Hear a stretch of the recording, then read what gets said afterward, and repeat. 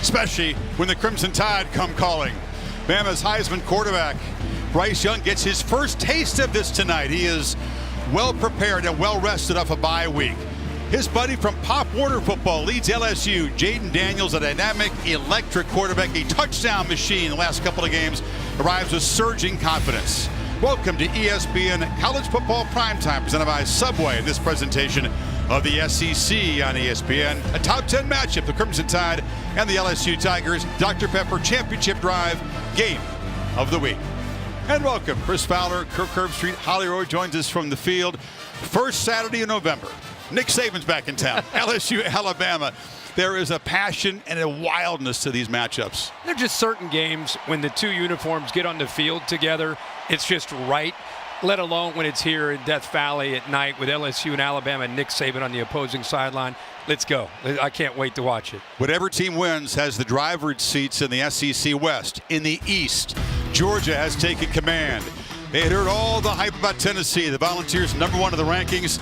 Stetson Bennett was inspired. Look at him dive for the pylon to set the tone. Boom. Yeah, he definitely sets the tone. Opening drive, has a little attitude. I guess people got to sell. They're calling him all night. He plays with an attitude to begin with. Next possession, he throws the football downfield. Georgia out early and up big. Washington toe tap in the end zone. Georgia's defense, though, is the story, diffusing the high-flying offense. Here's Keely Ringo, the hero of the championship game with that pick. Another one here. Yeah, great job by the secondary, matching up one-on-one. But really, like most SEC games, it was the line of scrimmage. Georgia at home just too physical at the line of scrimmage. Tennessee couldn't run the ball. Game was over. So Georgia in command of the East. If Alabama can win this ball game, yet another rematch between those teams in Atlanta. But the Tide haven't played that well on the road at Texas. You know, the loss at Tennessee. None of the players experienced this with a full house. You're here in the COVID year, but it was not the same. And Alabama, I think, wants to go on the road and be able to put it together. You know, it's been a little bit of a theme over the last couple years. They haven't played their best football. We'll find out how much they've improved in that area. And they're going to play a team that I think is improved greatly from where they were week one. LSU has certainly improved. 39 scholarship players when Brian Kelly took over in year one. The jury was out, but they have had consecutive wins over the Gators and the Rebels. And they roll in tonight with belief.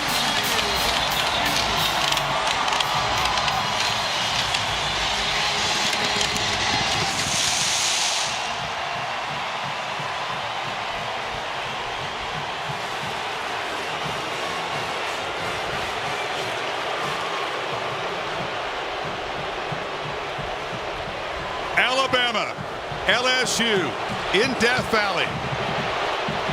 Buckle up and enjoy.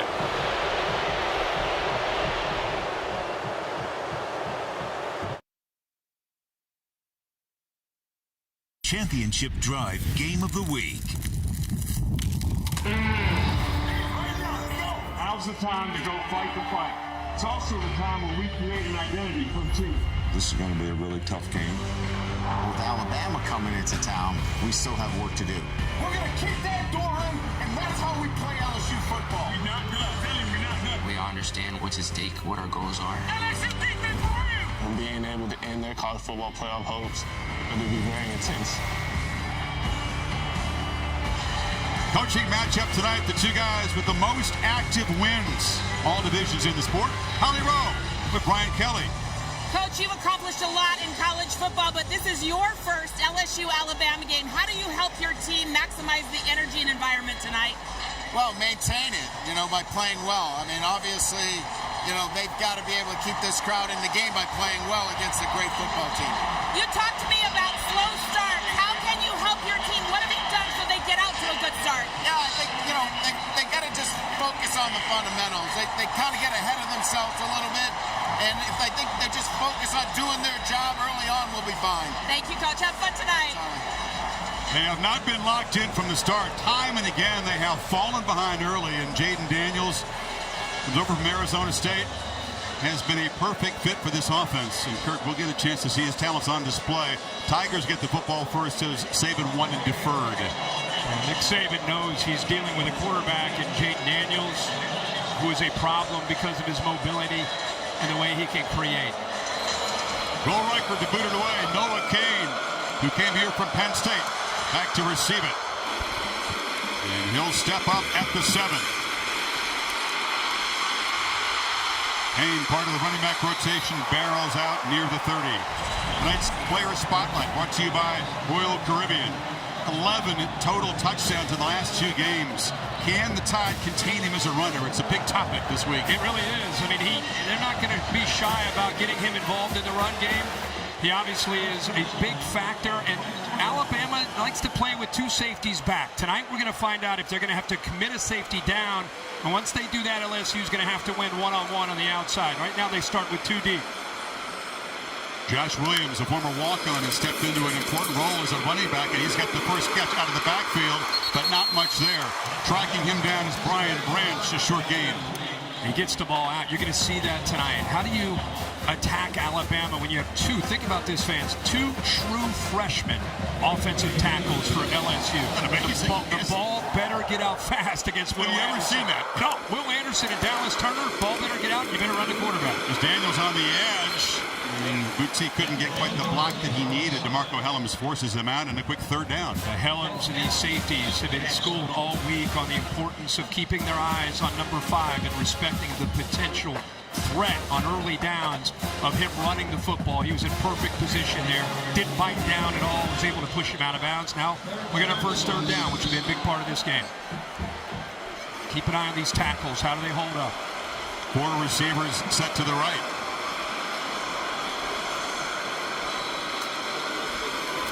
Five-man rush. Daniels under pressure, gets it out. Catch made. Slung down right away as Malik Neighbors. Let's see the spot. It's near the marker. Kool-Aid McKinstry stopped him. The pressure from To'oto'o. It's a first down. To'oto'o, I think, hits him late. Watch Ted coming around on his stunt. Turner goes underneath. He hits him and hits him hard late. The flag is down. So they're going to throw 15 yards on top of this and potential targeting with him lowering the head. We'll see what the replay shows when we get a little bit of a closer look. Personal foul, roughing the passer, defense. To'oto'o, a Butkus semifinalist. Welcome to Bama, Tennessee, Jaden Daniels. And Bill, what was your take on this as a targeting? Looked to me like he came straight up. There was high contact, but I didn't see him dip. I didn't see any indicator of a thrust. But it's a good call for roughing the passer. There's a move to protect quarterbacks in college football. You've seen it in different conferences. It's enforced differently, conference by conference, but this penalty sets up the Tigers at the Tide 46.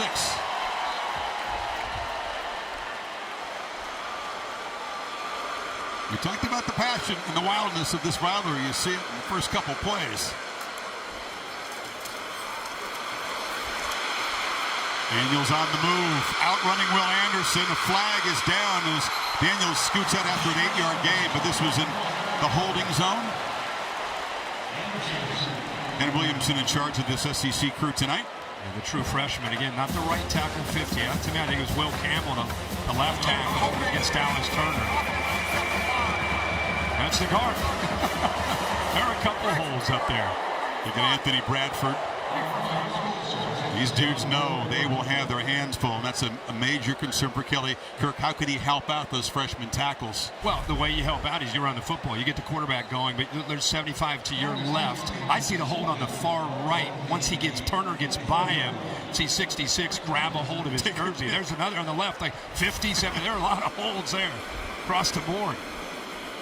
Ball back in Tiger territory in 1st and 20. They plow up the middle with Williams. And just to finish that thought on how do you protect them in these obvious passing situations, it's got to be a combination of chipping, trying to help out, especially against Will Anderson, who'll be on the offense, is normally on the right side, and then you've got to be able to move that launch point.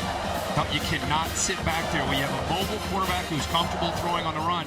Get him outside, and especially changing it up on 3rd downs. John Emery, Tigers excited to have him back healthy, joining Daniels in the backfield. They faked it to him.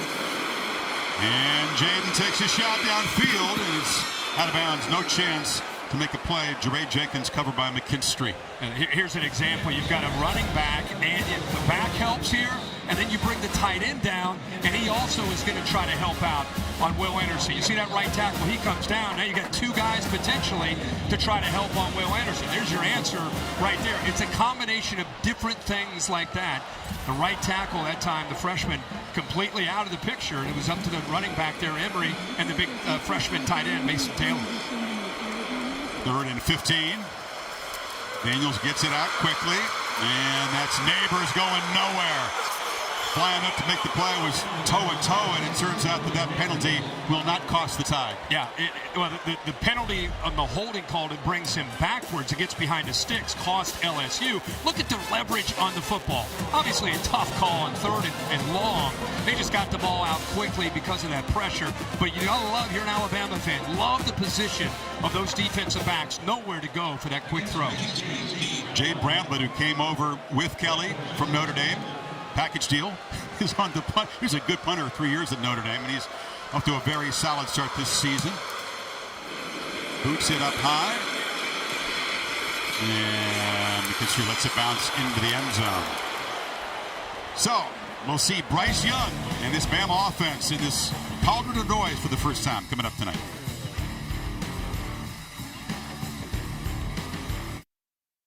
I played Bryce when we were younger, in Little League football, Pop Warner. Beat his team a couple times. We never were able to beat them. Back then when I used to play defense, the only person that's ever made me miss was Jaden. Being both kids from Southern California, we're boys, we're close. And that's someone I have a lot of respect for. Great to see the relationship. That's great. Bryce, don't worry. Daniels makes a lot of guys miss. From the 20. Bama's first play tonight. Young looking to throw over the middle, and he's got a man in the slot. And that's Ja'Cory Brooks, has become a serious weapon for this offense. This gives you an idea how much respect they have for Latu, the tight end, how he works here. Watch the linebacker and watch how he moves and looks to the inside. His eyes right here actually open the slant right behind him. Bama a bye week since a pretty sluggish offensive performance the game we did in Tuscaloosa against State. Off the play action, flips it to Gibbs. And Gibbs is the top running back and the leading receiver on this offense. 2 weeks he's had a chance to throw the football, and he feels great tonight. Yeah, he settles into the game so quickly, whether it's home or on the road. Such poise. Great to see that video and him talking about his relationship with Jaden Daniels. But watch his eyes tonight and watch how he plays when the pressure is the greatest. Is usually where he's his calmest.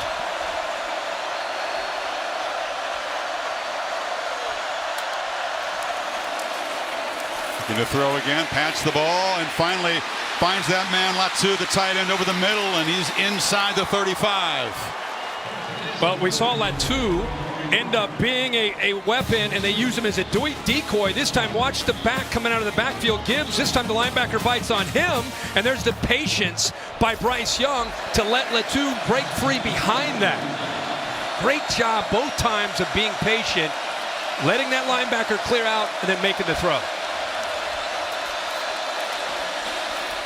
Gibbs, first running play of the night, and the speedy transfer from Georgia Tech is loose, and he's down near the 15. Man, does he cut quickly.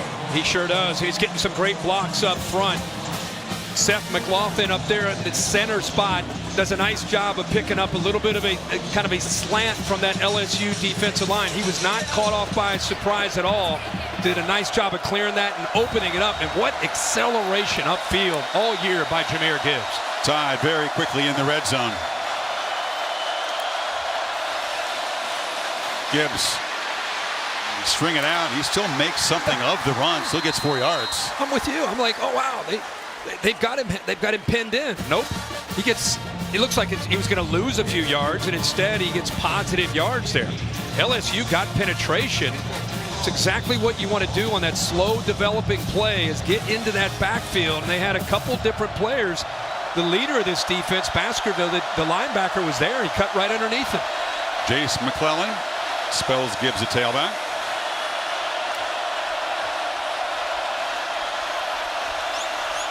Young directing traffic. It's Burton who moves closer in the slot. McClellan following some blockers, weaving his way and fighting down inside the 5. It'll be 1st and goal. Greg Penn stopped him.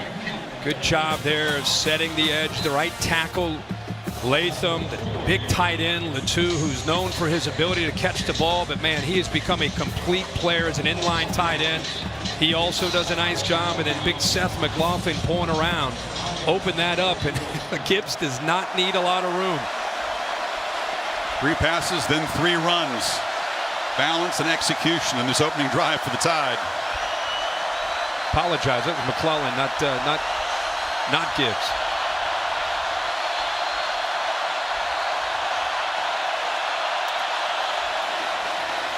And it's just deafening down there at the end of the stadium. But the Tide look, as you said, key enough, their quarterback very calm so far. Well, somebody's got to make a play. Why not the true freshman trying to get down in a hurry? Just anything you can do to help out. They think that Harold Perkins, as a true freshman, 40, has a chance to be the next superstar for this program that Brian Kelly is building in this defense with Matt House as a defensive coordinator. Tigers desperate to make a play and not fall behind yet again. Last 4 opponents have scored touchdowns in their opening drive. Young steps up from the pocket and delivers a late throw into the end zone. Bad decision. Intercepted. Jarek Bernard Converse. An enormous play in the opening minutes.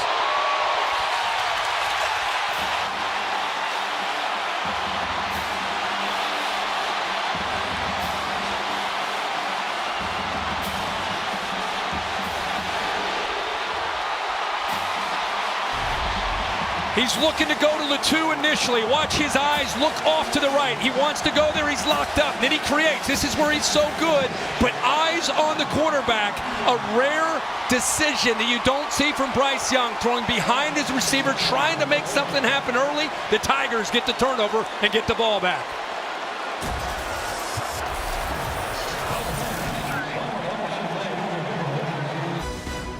ESPN College Football Primetime is presented by Subway. Try the all-new Subway Series menu.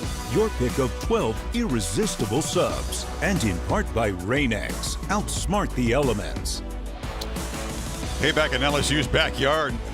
A loss at home to LSU, and they paid him back in the Superdome. So off the turnover. The 3rd time this year, by the way, Kirk, that LSU's had a takeaway in the red zone. Right. Let's go back and show you. This is a no-look pass. I mean, Baskerville's closing in. He cannot see his target. He actually changes his arm angle, goes around that blitz, makes the throw, and kind of hopes.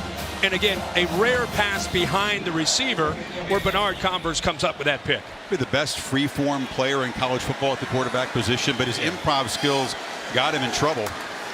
You know, LSU, instead of falling behind instantly, little pep in their step as Williams gets a first down across the 30. And I'll tell you why that's big is your offense makes a mistake on a holding call. You end up having to punt. Bama goes right down the field, a potential hold down 7-0. And now you get a first down. The game's kind of settling down. Now you get a little tempo going if you're LSU. Expect them to use some tactical tempo. They're not really a hell-bent tempo team. Yeah, Bama over the years, you want to try to crank it on when you can. Certain spots. Daniels keeps it, cuts up, ducks down. And you see the suddenness, his ability to sort of maneuver in tight spaces. Yeah, exactly right. He cut right underneath Dallas Turner. And again, all eyes are on him because of the respect they have and how much he's involved in their run game.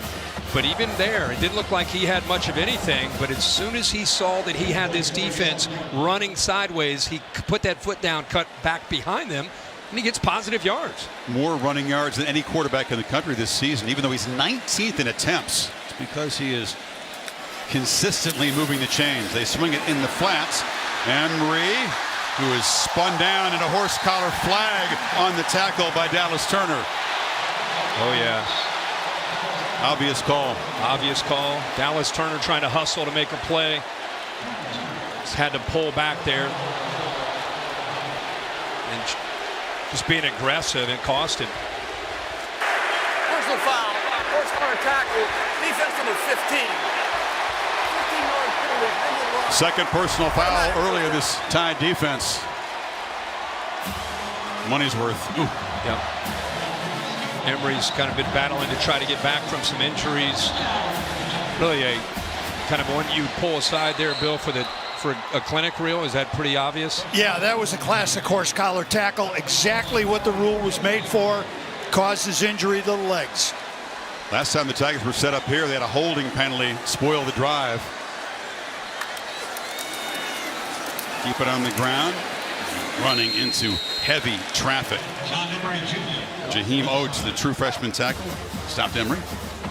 Pete Golding, the defensive coordinator, making it pretty clear in these first couple drives, they're attacking with their linebackers. Pete, of course, the defensive coordinator, he's bringing downhill pressure. He wants to try to put LSU, take this running game away, put them in obvious passing situations, and then attack those freshman offensive linemen on the edges. But they've got to try to take away the running game on the early downs. Attack is a good word.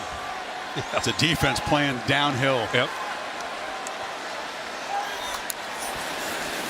Daniels rolls, scans, nobody open, and he'll just be shoved out of bounds on the far sideline. And Toa. 3rd and long coming up. Play impact players when LSU's got the ball. I think LSU, you got to look at Booty on the outside, who's really improved. I think he's been able to get his feet settled with his new system. And Malik Neighbors, number 8. They've got a lot of different guys they like to get the ball to. Of course, Will Anderson and Eli Ricks, the LSU Tiger, who is now playing corner. He emerged in a game you and I had, really his first start. People thought he would start right away after transfer from LSU, and it took him some time to work himself in the lineup. And now here he is going up against his former team. Emotional night for him. Oh, yeah. 3rd and 11. They hit up the pocket. Daniels stands and delivers, but he was affected by the pressure and bounces the ball to Jenkins. Boy, Josh Williams did his best job. He recognizes he's got a blitz. He's got to pick up from Brian Branch. He comes over to be able to help out. Watch this. Boom! Brian Branch pushes him right into the backfield. And give Jaden Daniels credit. He saw those crimson jerseys flashing. You'd think he would pull out of there and run. Instead, he sat in there, just could not deliver an accurate throw. Again, on 3rd down and long, Bama is coming after that offensive line. 1 sack and a bunch of quarterback pressures already on Daniels by this Bama defense. Twice, LSU's getting into Bama territory and stalled. And fair catch made at the 9-yard line by McKinstry. So Young, off the interception, goes back to work scoreless first quarter in Baton Rouge.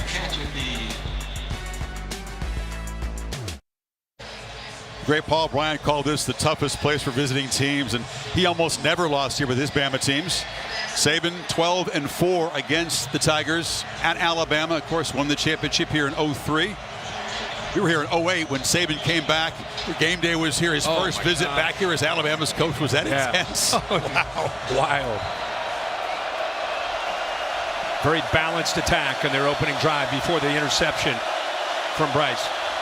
Good balanced offense all year long for Bama. Off the play action. Wide, incomplete. Tried to get out there to Brooks. I think it was a good job of bringing pressure there and getting a hand on the ball. That tip there at the line of scrimmage, the pressure, that would have been a completion.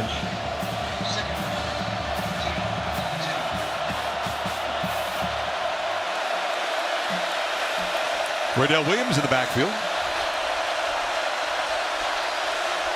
Loudest part of the stadium. The students are right over the right shoulder of Bryce.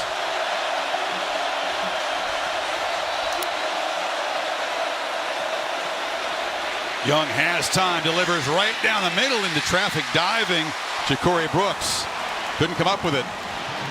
Really good job here by the safety, and I think it affected the accuracy of this football. He's looking to get the ball to the left there to the tight end. He's double covered, and then that bracket comes off and flashes right in front of the eye. See that he had 2 on Latu, and then he comes over and gets in the way of the throw that was intended on the crosser there. Looked like Burton coming across. Deafening on 3rd and 10.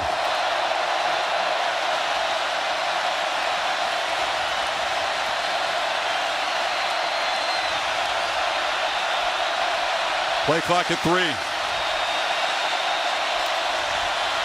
Tigers drop back. Actually, there's a flag before the snap. You can crank up the speakers. You can practice against it. This is tough, though. Everybody moved except the center didn't snap the ball. Prior to the snap, timeout, LSU. First timeout of the half. And bails out Alabama there. So they spend the timeout on defense on 3rd and long. Just talking about the crowd noise, and nobody has speakers louder in practice than Saban does, but this is really, as in college football, this end of this stadium at night is as tough as it gets. Oh, you're right, especially when they believe, and they keep in mind what's at stake in this game. Alabama, of course, is everybody's focused on them after a loss at Knoxville. They're trying to get themselves back in position to get to Atlanta and potentially win the SEC in the playoff. Little old LSU that lost to Florida State in the opener, they've righted the ship, and they still control their own destiny. They win tonight, boy, they are in a great position to get to an SEC championship. So a lot at stake for both these teams, and this home field, they understand that. Amazing to think that LSU could be in the driver's seat of the division with a win tonight. They could even afford a loss in the conference game and get to Atlanta. They'd have the tiebreak. That's right.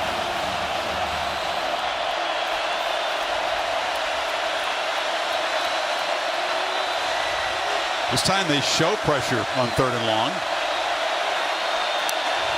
But back out. Young steps up, has some grass, has a long way to go, and will be stopped just short of the marker.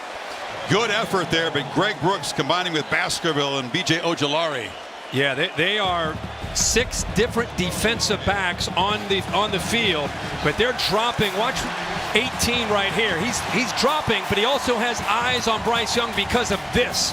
Good job of leveraging, keeping him short, about a yard short of that first down marker. So good job sinking in zone, eyes on the threat of the athletic ability, and that time they kept him just short of the first down. You drop as deep as he does, you got to run a long way to get to the marker. It was a heck of an effort. LSU may try to come after a punt. Their punt returns have been an adventure this year, not in a good way. Gregory Clayton catches it bounce, and that's what they want to do. They prefer a fair catch, but they don't want a muff. They've had plenty of those this year. Oh, yeah. And Chris, you and I over the years, I think everybody's watched some of the notable dual threat quarterbacks that have given this defense of Nick Saban's a threat. Tim Tebow, Cam Newton.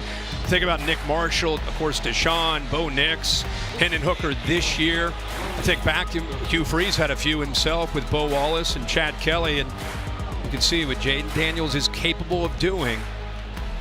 With his ability to create not just the design QB run, it's when he starts to improvise that I think has the attention of the Bama defense tonight. Can he throw the ball well enough against the attack that he's facing, and the coverage that he's facing tonight is the big question. Really let it rip, Kirk. He's cautious by nature. Only one pick this year, but Kelly says that's not necessarily a good thing. He wants him to be riskier, calculated risk, but let it rip. There's a low throw here, caught by Malik Neighbors. It's a first down. McKinstry gave him a cushion. And I think what you're saying is early in the year especially, I think he's learning a new scheme. He's learning new receivers, a 2-year starter at Arizona State. Right here, he would have been late on this ball. This time he gets the ball out, has one hitch, ball gets out, and it gives Neighbors a chance to work himself back and still be beyond the sticks for that first down. Short route so far, 6 completions for just 24 yards. Keeps it on the edge, and they did a great job. That's textbook. They strung it out, forced him back, and stopped him for a yard gain.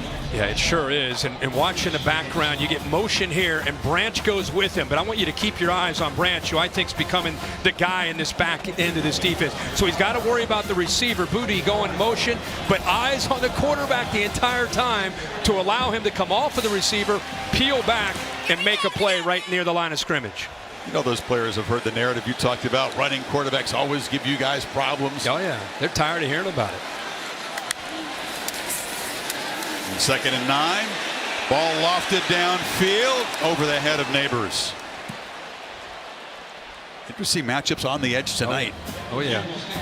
And with, again, that pressure you're going to face, it's an easy thing for the protection. Ball is out fast. He goes up in the air. A rare opportunity where you don't have a safety behind the corner to help out. So he took the one-on-one shot there on 2nd down and 10. It's hit or miss, and now you're facing a 3rd down and long.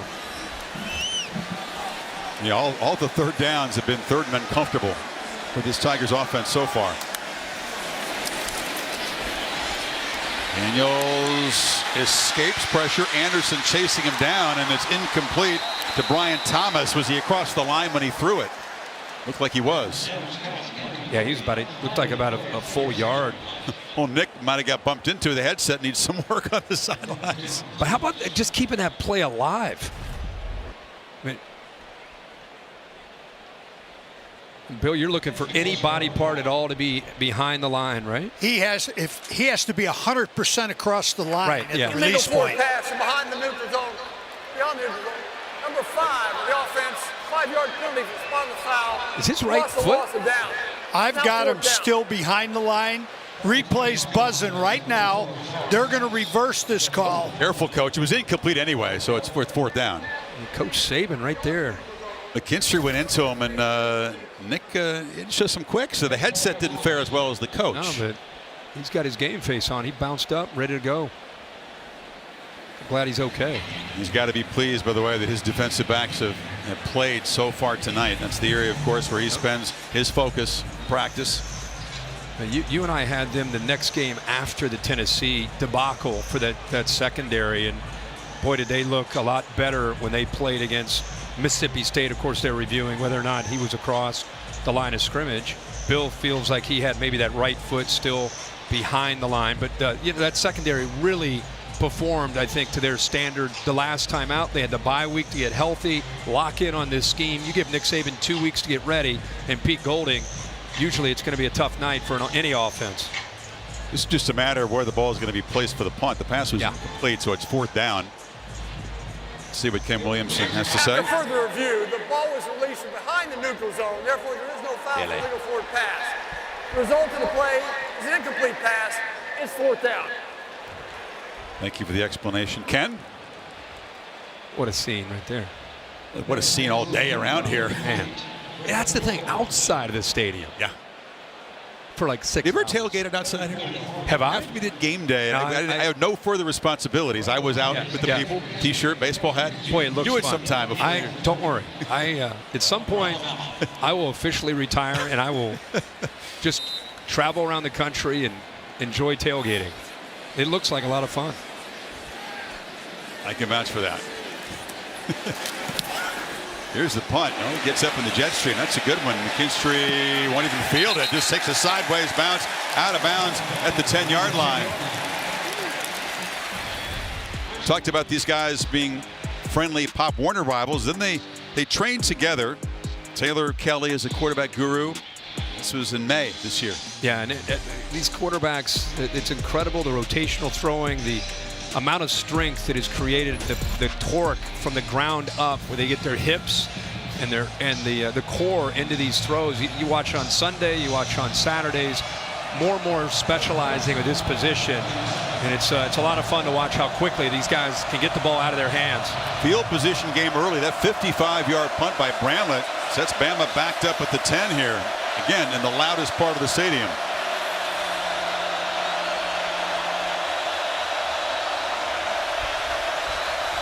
Comes a blitz. Perkins hits Young after the throw. Heavy pressure by the true freshman. They've got Bryce out of rhythm here, unsettled.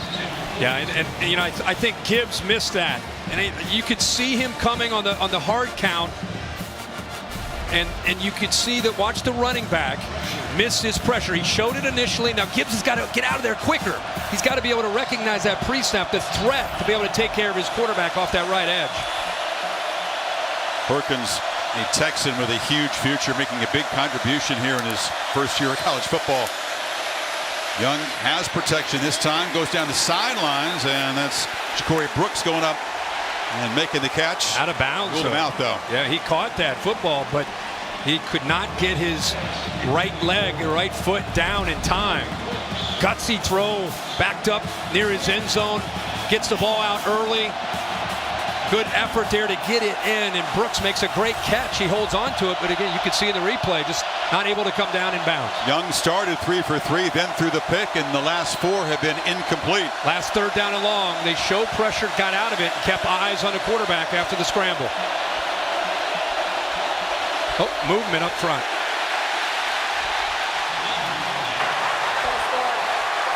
You said it, loudest part of the stadium. Loudest part of the planet. I mean, That's great. Oh, that's a Holly, can you hear us down there? How are your eardrums doing? Well, guys, this is one of the loudest places we've been all year. 108 decibels on that last play. Keep in mind, Bryce Young played here 2 years ago, but it was during COVID, only 20,000 people. It's so loud, you can feel it in your bones right now, guys. This is the student section, very oppressive right now. That's well put. The sound does vibrate through you.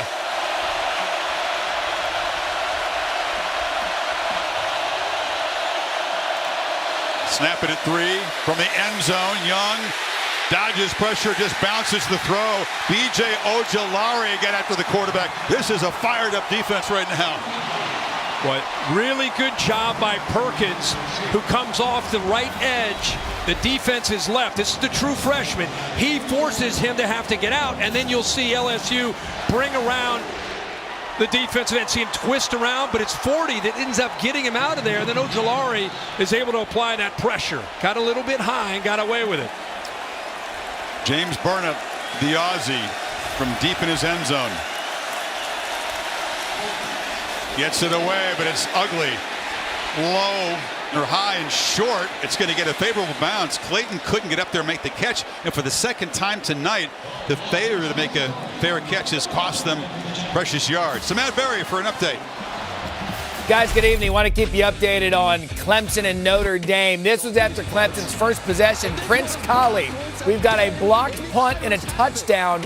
Irish up early on the Tigers, 7-0 at home. You know, the last time those teams collided in South Bend, it was a classic overtime win for the Fighting Irish. Clemson obviously with no margin for error as they chase a playoff spot. How about this first quarter? Typical LSU Alabama game of field position, right? These special teams and hitting yards could be big. Neighbors has blockers on the end around. The Tide closed it down pretty quickly. Looked like it was going to result in more than a 6-yard game at first. I'm with you. I think if he were a little more patient or would allow that convoy to just kind of set up the blocks, I think he could at the very least gotten a first down. I noticed they're changing up some of the play calling with Mike Denbrock here. Instead of just running the ball, comes in with an idea that, hey, they're going to attack us on early downs. We got to either throw the ball, play action, reverse, something to break the tendencies of running on early downs.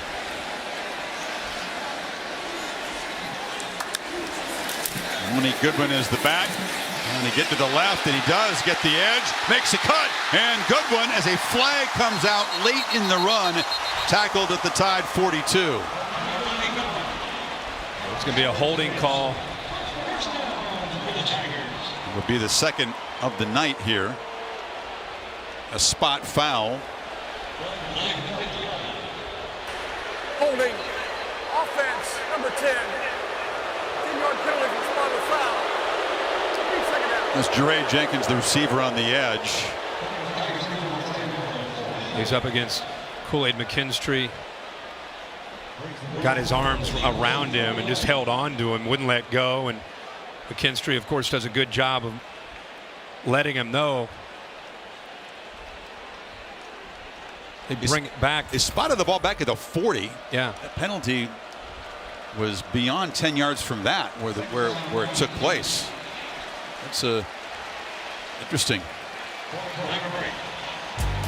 So, no score after 1 in Baton Rouge. You're watching ESPN College Football Primetime.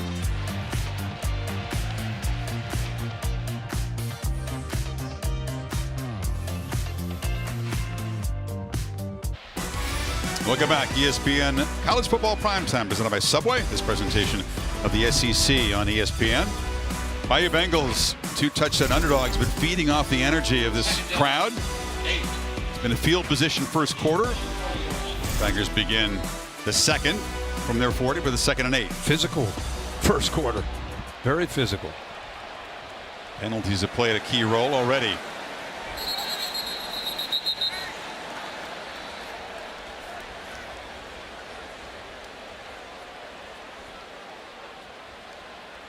Bama had those 17 penalties against Tennessee.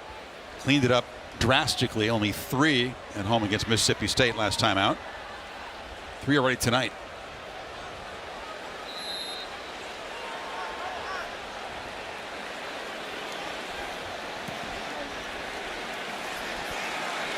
Noah Cain is the back. And Daniels gets it out. And keep an eye on this tight end. Mason Taylor, son of NFL legend Jason Taylor, is a force already as a freshman. Yeah, he sure is. It's a little confusion here. Watch the corner bail, and it opens up for the flat route by 86. McKinstry gets deep. The linebacker gets deep. Somebody not quite on the same page, because you got to either have him in man or you got to have a flat defender out there. Nobody's out there, and an easy throw and first down. Good DNA, but man, is that dude man, fluid. Ball skills. He's become a better blocker as a tight end too. That slant was tipped at the line. Brian Branch again, man. If you're an Alabama fan, you know all about what he means to this defense. Really becoming the glue. Like I've said in the past, there's always that defensive back for Nick Saban and Pete Golding's defense over the years. Go back to even when Kirby was there. He can play nickel, he can play safety, play what they call money, where they get him up like a linebacker, but he can cover people. Great leader back there. And running right into the arms. The tackle was Cain. That was Jalen Moody swallowing it up. He committed down. Really thought you could see the potential of Daniels pulling it out. Watch to your right. 42 will flash. Both edges set by that Alabama defense. That was a predetermined handoff, or he would have pulled that and gone around the edge there with Moody collapsing down. Now it's another third down and long, and they're 1 for 4 so far tonight. Haven't seen Kayshon Boutte targeted yet tonight, Kirk. He's been surging. 16 catches the last 3 games. Haven't looked his way yet. Daniels in the pocket, pinballing around, and Will Anderson and company knock him down. Turner was there as well, toe-to-toe also.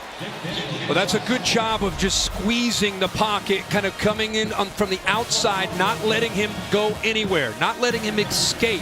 Just keep him inside. If you're number 5 there, you've got to have an internal clock. You know that eventually, even with good pass protection, Will Anderson or Dallas Turner are going to get to you. You got to get out of that pocket, and you got to try to get something or throw the ball away. Both quarterbacks feeling the pressure tonight. Second sack by the Tide, and they have pressured Daniels on almost every dropback when he's held the ball for any length of time.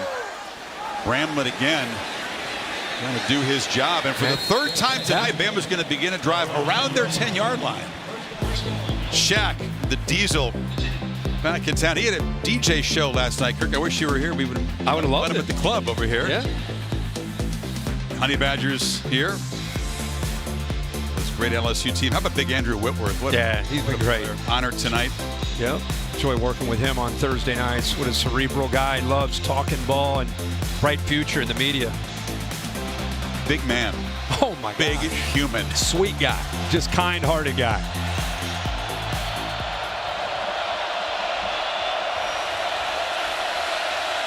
How cool to see him going out on top. Gibbs runs through a tackle. Sutter Sepp flag out as he skips out of bounds at the 15. A couple of them in that offensive pit area. Yeah, looks like they threw that right at Seth McLaughlin, the center, who was trying to get around to try to help out to get Gibbs to the corner. Holding offense number 56. That's the difference in the goal. 3 first down. Often a very experienced guy. He's played in a lot of big games in Alabama. Kind of a center rotation. They're not really settled on one guy. No, but all I know is they move back even further, closer to that goal line. It seems like these last, as you said, the last 3 series, Bryce Young's either in his end zone or close to it.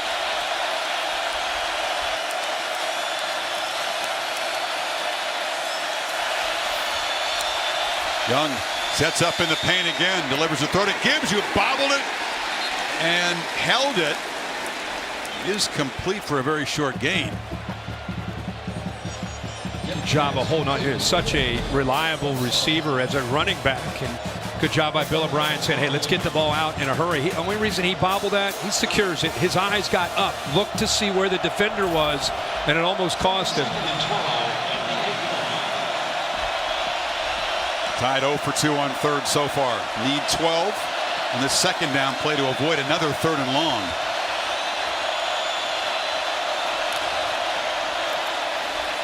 On the slant again. He's just inaccurate so far. He feels rushed all of a sudden. Well, he's just not on the same page with his receivers. That time it was Isaiah Bond who was running a glance route, but there's coverage there.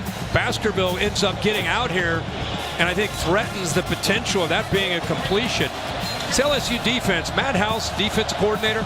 I think this defense has gotten better and better and better, understanding the scheme and the timing of where to be. Instead of memorizing, they understand the why, and it's really paid off. Another 3rd down and long.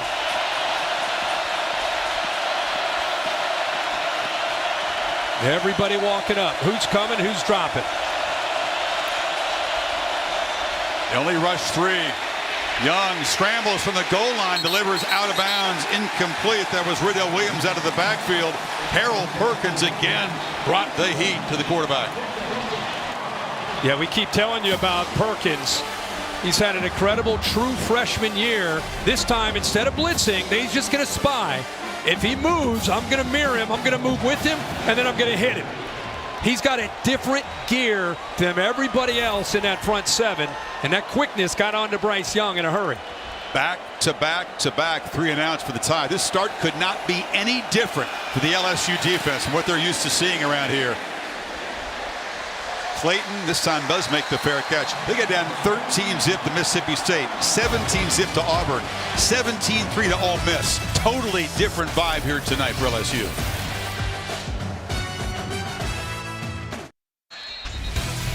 What you got for the Modelo fighting spirit moment? Early in this game, it's been a lot about Brian Branch's versatility and what he does in the back end of this defense. He's in coverage, awareness there, covering a receiver in motion, but comes back to make the play in space. 3rd down and 11. Why not bring him? Just thumps the back Josh Williams.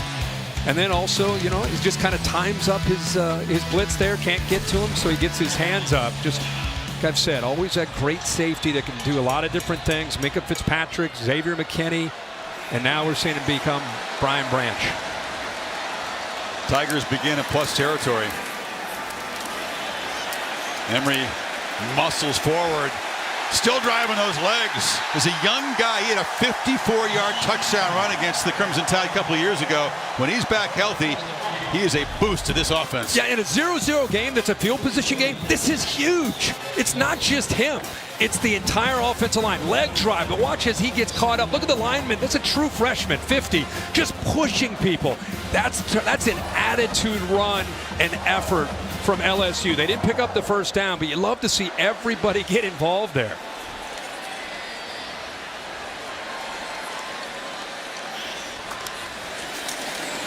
Second and 1. Daniels gets it to the edge. That's the tight end Taylor in space. You can see the acceleration. Zooms inside the 25. Just a great call here. 2nd 1. He's kind of hides himself. You pull it, everybody thinks in the middle, quarterback run. Nope. Get it out to the freshman where he can do damage. Great effort of blocking there by Brian Thomas to be able to pick up a few more yards. Tigers trying to finally cash in on this field position. They've owned the territorial edge so far. Haven't made it count yet. From the 25, Daniels under immediate pressure off the edge and cannot escape. Will Anderson gets home. 3rd sack for Bama.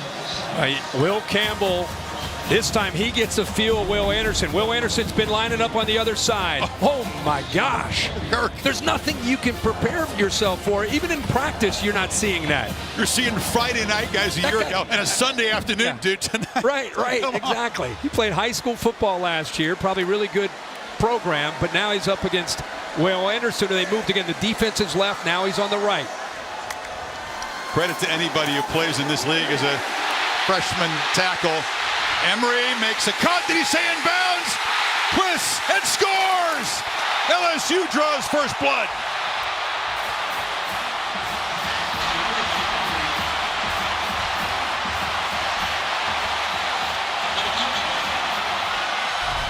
This is close here. Did he stay in bounds with his high step move? Looks like he did. Yeah, it looks like he's in bounds. Here's a great look at it. Right there, he's in bounds. What an effort there. Planted hard and then spins. Back on DeMarco Helms. He is a difference maker, a 30-yard play, and LSU does cash in on the great field position. 4 plays, take it half the field in less than 2 minutes. Chris, look at the blitz here. Alabama rolls the dice by bringing a pressure here and a pressure here. The problem is nobody picks up John Emery out of the backfield. Man-to-man everywhere else. Now you got to make a play in the open field. DeMarco Hellam's unable to do it. What a cut there by Emery. Tiger Stadium unhinged, and another smile from Daniels. A lot of those lately.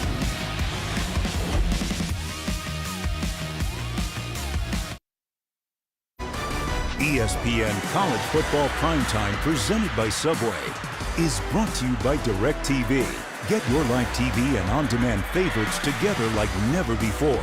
That means all the entertainment you love in one place. Get your TV together with DirecTV. Joe Burrow went to Tuscaloosa. They put 46 on the tie for the championship team. John Emery, 30-yard swing pass is a story. He was an ultra highly touted guy, right, in 19. Sat out the entire 21 season. Yep.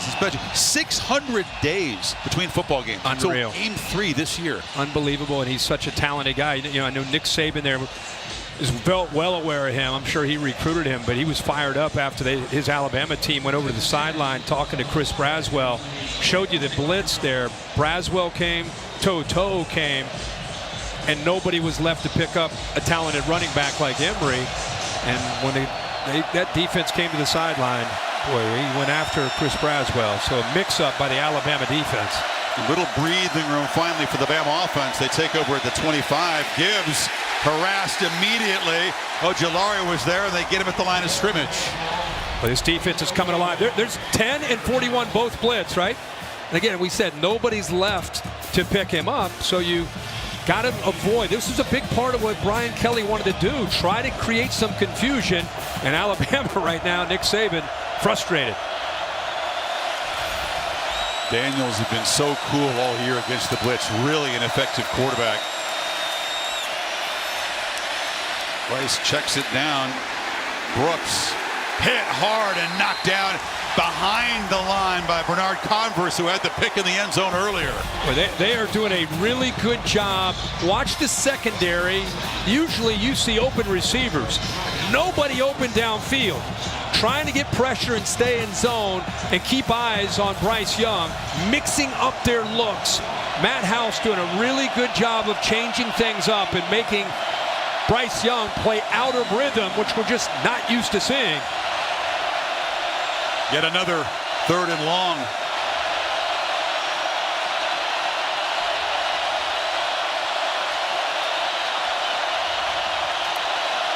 Pressure. They picked up and across the middle. That's McClellan in a lot of space. It's a foot race. And they finally drag him down at the 10-yard line. That time, LSU's aggressive approach backfires. Well, you play man-to-man. Major Burns has got a lock up here in the backfield with McClellan. He stumbles right there and loses his footing. That creates the separation. And with everybody else in the man-to-man, it becomes a foot race. And I'll tell you what, Burns is lucky he was able to catch up to him. Burns, the Georgia transfer, showed some good catch-up speed to prevent the touchdown, but the Tide are knocking on the door. That's McClellan again to the 5. You get him to 3rd and 10. There's pressure, and crowd's going crazy. You're up 7-0, and a slight stumble by Burns just loses his footing in man-to-man coverage. And of course, Bryce Young recognizes that with everybody else covered downfield, and a short throw changes things in a blink of an eye. Biggest hazard in that play. McClellan had to avoid the official as it came close to bumping into him. Gibbs in the ball game. 2nd and 4.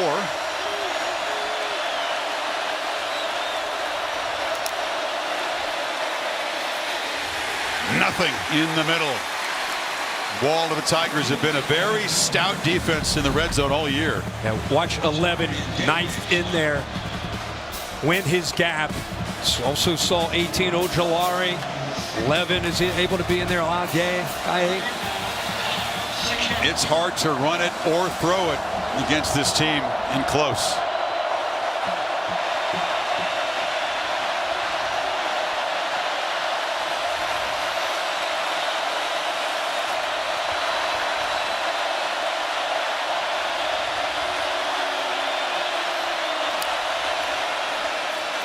Young from the pocket. Flushed. And he's going to be trapped behind the line. Harold Perkins, another impact play from the young guy. Matt House is using him at times to pressure, and because of his speed, at other times on third down, they're using him in the middle here to be able to keep his eye on Bryce Young. The potential threat of Bryce Young. I mean, look at him. He is locked in on Bryce Young moving. He takes off. Not only does he mirror him, he closes ground not to give him time to eventually find those receivers. Another guy who was playing high school football at the same time Bryce Young's winning the Heisman Trophy, and he makes a play in open field. Will Riker from 29 got his mojo back the last game. 3 for 3 and knocks the chip shot through, but LSU gets a red zone stop and still leads it by 4.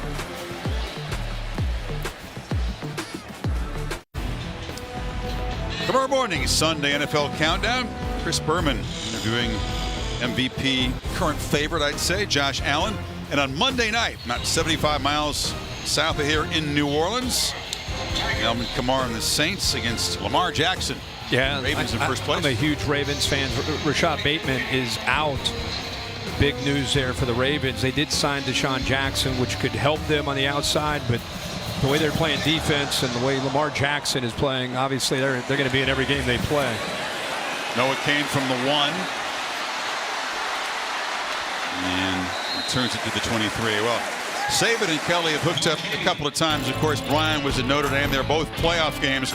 The championship mugging in Miami that you were a part of. I unfortunately called that one. It was over early. The semifinal early a year ago. They were closer, but you know, Kelly wanted one more swing at a national championship, and he believes that LSU gives him a better chance. And he was not shy about saying that he wants to beat Saban. Who doesn't want to? But you come to the deepest end of the pool in college football down here in the SEC West. You got to go through Bama.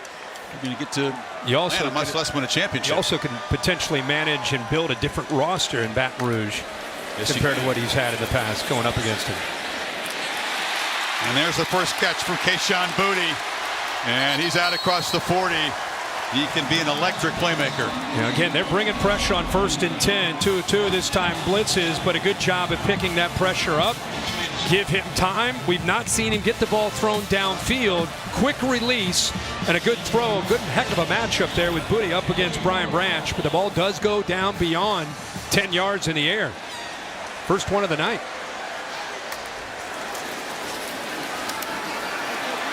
Emery makes the cut. Boutte, a guy who had such tremendous hype, then lost about half of last year to an ankle injury, struggled in the opener. And Boutte became a father about a month ago, and since then has just kind of relaxed and settled. He's not pouting anymore. He's sort of very involved and been surging. Yeah, I think he was pretty emotional early in the year. He had a new coach. He had a lot of things going on in his life. It seems like he, as you say, has settled in, and it's really paid off for him these last 3 or 4 games. He waited until late second quarter to look for him the first time. Now he's got his second catch, but they are all over him. Jalen Moody has been active tonight. Sure has. He just does a good job of being able to make a play in space. Dallas Turner actually turned that ball in, leveraged the football. Anytime you see LSU go empty, you know the ball is either going to come out fast or a quarterback draw. Get it out there fast to an athlete, have some blockers in front, but look at the Alabama defense in space, run to the football. Tigers 1 of 5 on third. Pressure again. Daniels flips it short, but knocked down immediately as Josh Williams by DeMarco Helms, and the Tide get a stop. Here comes the punt team. And that's Alabama defense there.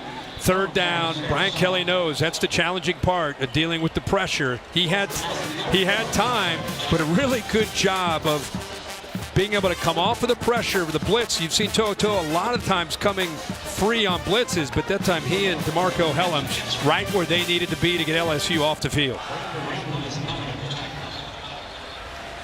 See if Bramlett can pin the Tide back one more time. Special teams have not been a strength for LSU this season.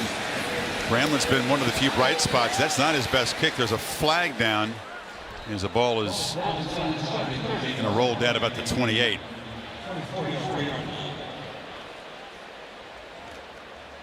Check the marker here.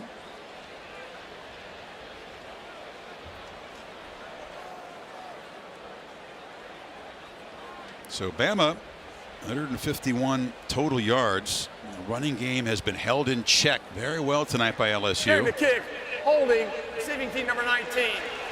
10-yard penalty from the end of the kick. First down. It's going to cost some field position and penalties. Again, a story for Bama. That's the 5th of the night. Young, 3:21 to work with. Memorial Tower, the LSU campus. Home team up by 4.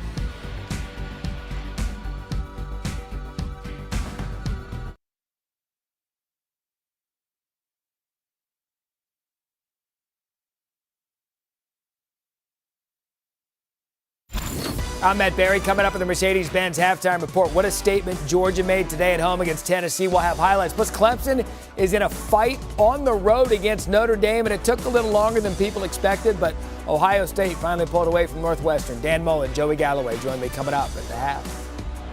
Thanks, man. Yeah, the Buckeyes had to battle in Evanston. TCU had to come from behind to stay perfect. Now it's Clemson in a battle on the road, and Alabama down 7-3 here. Gibbs celebrates for a 6-yard gain. Fouché on the stop. You know, Alabama had, you see their drive chart, the interception, the 3 punts, and then they get the big play with a throw out of the backfield to McClellan and man-to-man coverage, and they get a field goal. But don't write this offense off. They have potential to score and potential to get into field position, as you saw in their last drive, in a hurry. 5 of their 6 drives, Kirk, beginning from their 21 and in. Exactly. Young across the middle. Again, pressure enough to affect the throw. He bounces it way short. But they're doing a really good job of just winning some one-on-one blocks and being able to sit back in zone. B.J. Ojolari that time just pushing that pocket. Remember, Bryce Young is undersized. They list him at 6 feet. I don't know how tall he really is, but when the inside pressure gets in, coming right at him in his face, it's hard to find lanes for him to be able to be effective and throw the ball. It's a great point.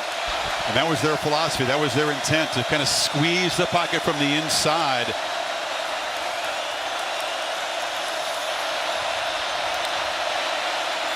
On 3rd down, Young across the middle, throws low, catch made, just enough for the first down is Raydell Williams. Just to give you an example, not just on this drive, but tonight, I mean, this is what you're dealing with. It's a pretty good angle to be able to see with the pressure in his face, how hard it is for him to be able to navigate.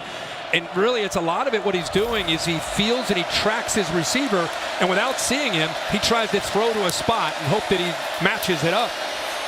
Protection is good this time, and the ball is zipped to Kobe Prentice, a true freshman who's made an impact here. 29th catch on the season.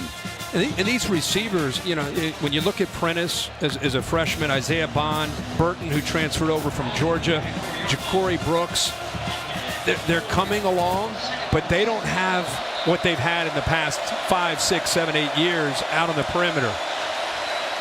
That's why Young's numbers are down in part, and also this has been a much better running team than they had last year, but not so far tonight. Empty backfield pressure again. The throw is behind JoJo Earl, and it's incomplete. Fouché knocked it loose. Fouché sure did. Got his hands on it. That's a great play. Known as a guy who likes to play in the box, but watch him get his left hand on the ball, right on the football to knock it out of there. Fouché, like a number of players on the back end, a lot of transfers with this LSU team. They needed to find bodies. They especially needed them in the secondary. Fouché coming over from Arkansas. One of 5 defensive back transfers in this LSU team. 5 of their top 7 DBs are transfers. Didn't even know each other's name at the beginning of camp. Pressure again. It's picked up this time, and Gibbs catches the ball near top speed and goes for a first down to the 46. You got man-to-man. Watch Gibbs here, and then comes underneath, and watch the coverage on the back end. You see a DB starting to go out here, and then he has to come back underneath. So well-designed play, gets the secondary out of position, designed that time to get the ball to Gibbs on 3rd down. Gibbs is in the slot to the left. Young is looking that direction, and across the middle, catch made by Brooks, and now the rhythm is suddenly back for this Bama offense. There is a flag down. Good patience there. Gay almost got to him. Waits to the last minute to deliver that ball to Brooks. Penalty's going to be on LSU.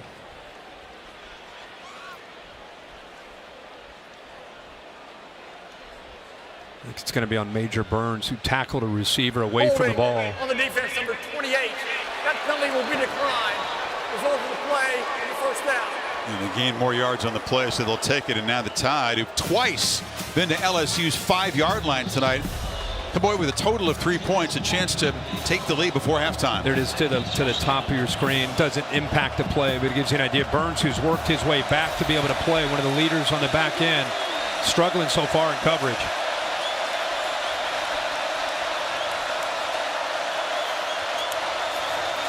Tigers back out. Young has time to scan and flips it to Latu, and he's going to be spun down, lost the ball. It comes out. LSU says they've got it, and they do.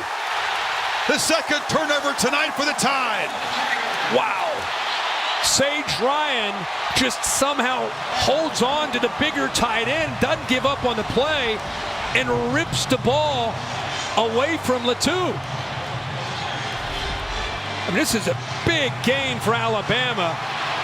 Deep in LSU territory, as I said, he didn't give up on that play, and before that ball can get out of bounds, LSU jumps on top of it. Greg Brooks makes the recovery. One of those transfers from Arkansas. Ryan is a freshman. The young guys have made some huge impact plays for this Tigers defense tonight. And another missed opportunity for Alabama in plus territory. This play's under review, gentlemen, because when he lost the ball, Moving on the field was a fumble and recovery by the defense. when he lost the ball, he was out of bounds and he reached in and touched it before there was possession. So that means you got to fumble out of bounds. So they're going to keep the football. Really? Okay. Coach us up here, Bill. I don't understand that. Let's see where Brooks was when he recovered it. Ball's out, right? Defender's there. The defender did not have possession, and when he reached back in, he touched the football, and he was out of bounds. So that's a dead ball. Just so I understand, how does the defender not have possession? Is it being bobbled? It looks like he has it. He's just starting to grab it, but he doesn't have what we define as possession. That's cool. I'm just kidding. So by Latu having just his hand on the ball, he's considered out of bounds. Because his body was out of bounds. But does he have possession of the ball? No, but he was an out of bounds player who touched the ball. Okay, so instantly it's done. Yes, sir. Wow. You're up here just coaching us up here. But did he touch it before Brooks got possession of it? This is an interesting review. You never see this kind of a thing, Bill. It's a tight, tough one. But I would say he doesn't have possession. He's just starting to put two hands on it. But he doesn't own the football yet. What an enormous review this would be. You guys get yelled at all the time down there. You got to make a call like that? How in the heck do you make that call? X-ray vision, I guess. I mean, that's impossible. If it goes the way you're saying, Brian Kelly's going to... Well, this crowd's not going to understand what Bill's explaining. I can promise you that. I'm glad Bill's explaining it. I get that his feet are... I get that he's out of bounds. Control there before the ball. I mean, he kind of tries to knock the ball out of Brooks' hands. Bill, ball's out. Yeah, but I think he hands on the ball. Does he touch it, Bill? I think it's before that. Okay. What Bill's talking about is before that. Okay. Yeah, before that. That's what I've got. So right. Here you go, Bill. Here you go. Back it up. Spin it forward. Here you go, Billy. Here we go. Ready? Boom. Right there, you're saying. But does Brooks have two hands on the ball when it's touched? I don't disagree with you about two hands on the ball. I'm saying he hasn't finished possession to say he can do something common to the game. Wow. This is one of those intricate ones that you don't see plays like this, and this is enormous because Alabama's going to be set up in position to potentially take the lead before halftime here if this call is reversed. Have all three timeouts if, in fact, as you say, it is reversed. Ball's going to be right around the 25-yard line. Bill, I can't wait to have you explain this on social media, what's going on here. It's going to be fun post-game. Come on the video with us. You can describe this. Get Bill on the nightcap recap, the digest. Here we go. You're going to get Williamson. After further review, the fumble was loose on the ground and touched by a player who was out of bounds. That made it a forward fumble out of bounds, giving the ball back to the fumbling team. It'll be Alabama ball. First and 10, 26-yard line. Chapter and verse. Bill was right. Brian Kelly wants his own private explanation. The crowd drowned him out.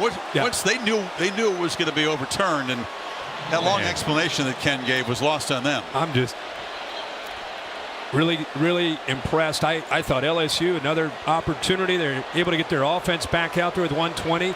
Bill instantly sees it, says, wait a second, they're going to have to review it.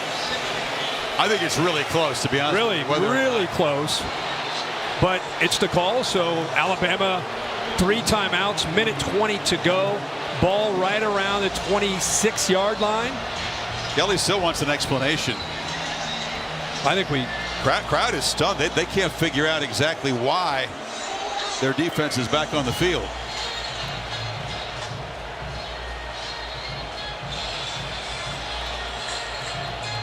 He's not going to get a reversal of the reversal.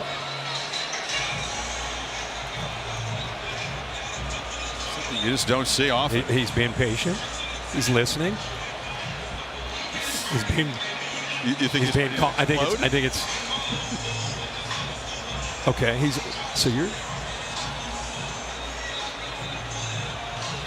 Now he's doing the lead. No, he's doing the lead. Well, he's saying what I said. Yeah. The guy had 2 hands on the ball, and I think but he never had possession of it. Well, it was touched first. The way I was just coached over here to my right by Bill, he just coached me up. Now we'll see if this reversal of fortune, the Tide can take advantage of it.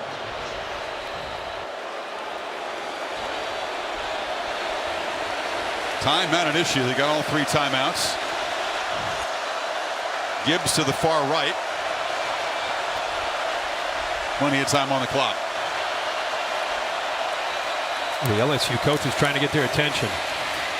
Long throw again. Just miscommunication as the receiver and the quarterback on different pages. Yeah, again, I'm just not used to seeing Bryce Young and his receivers just not reach. So what happens for fans, it's a lot of times the route is called, but if you get a certain coverage, you run this route. If you get a different coverage, you run another route.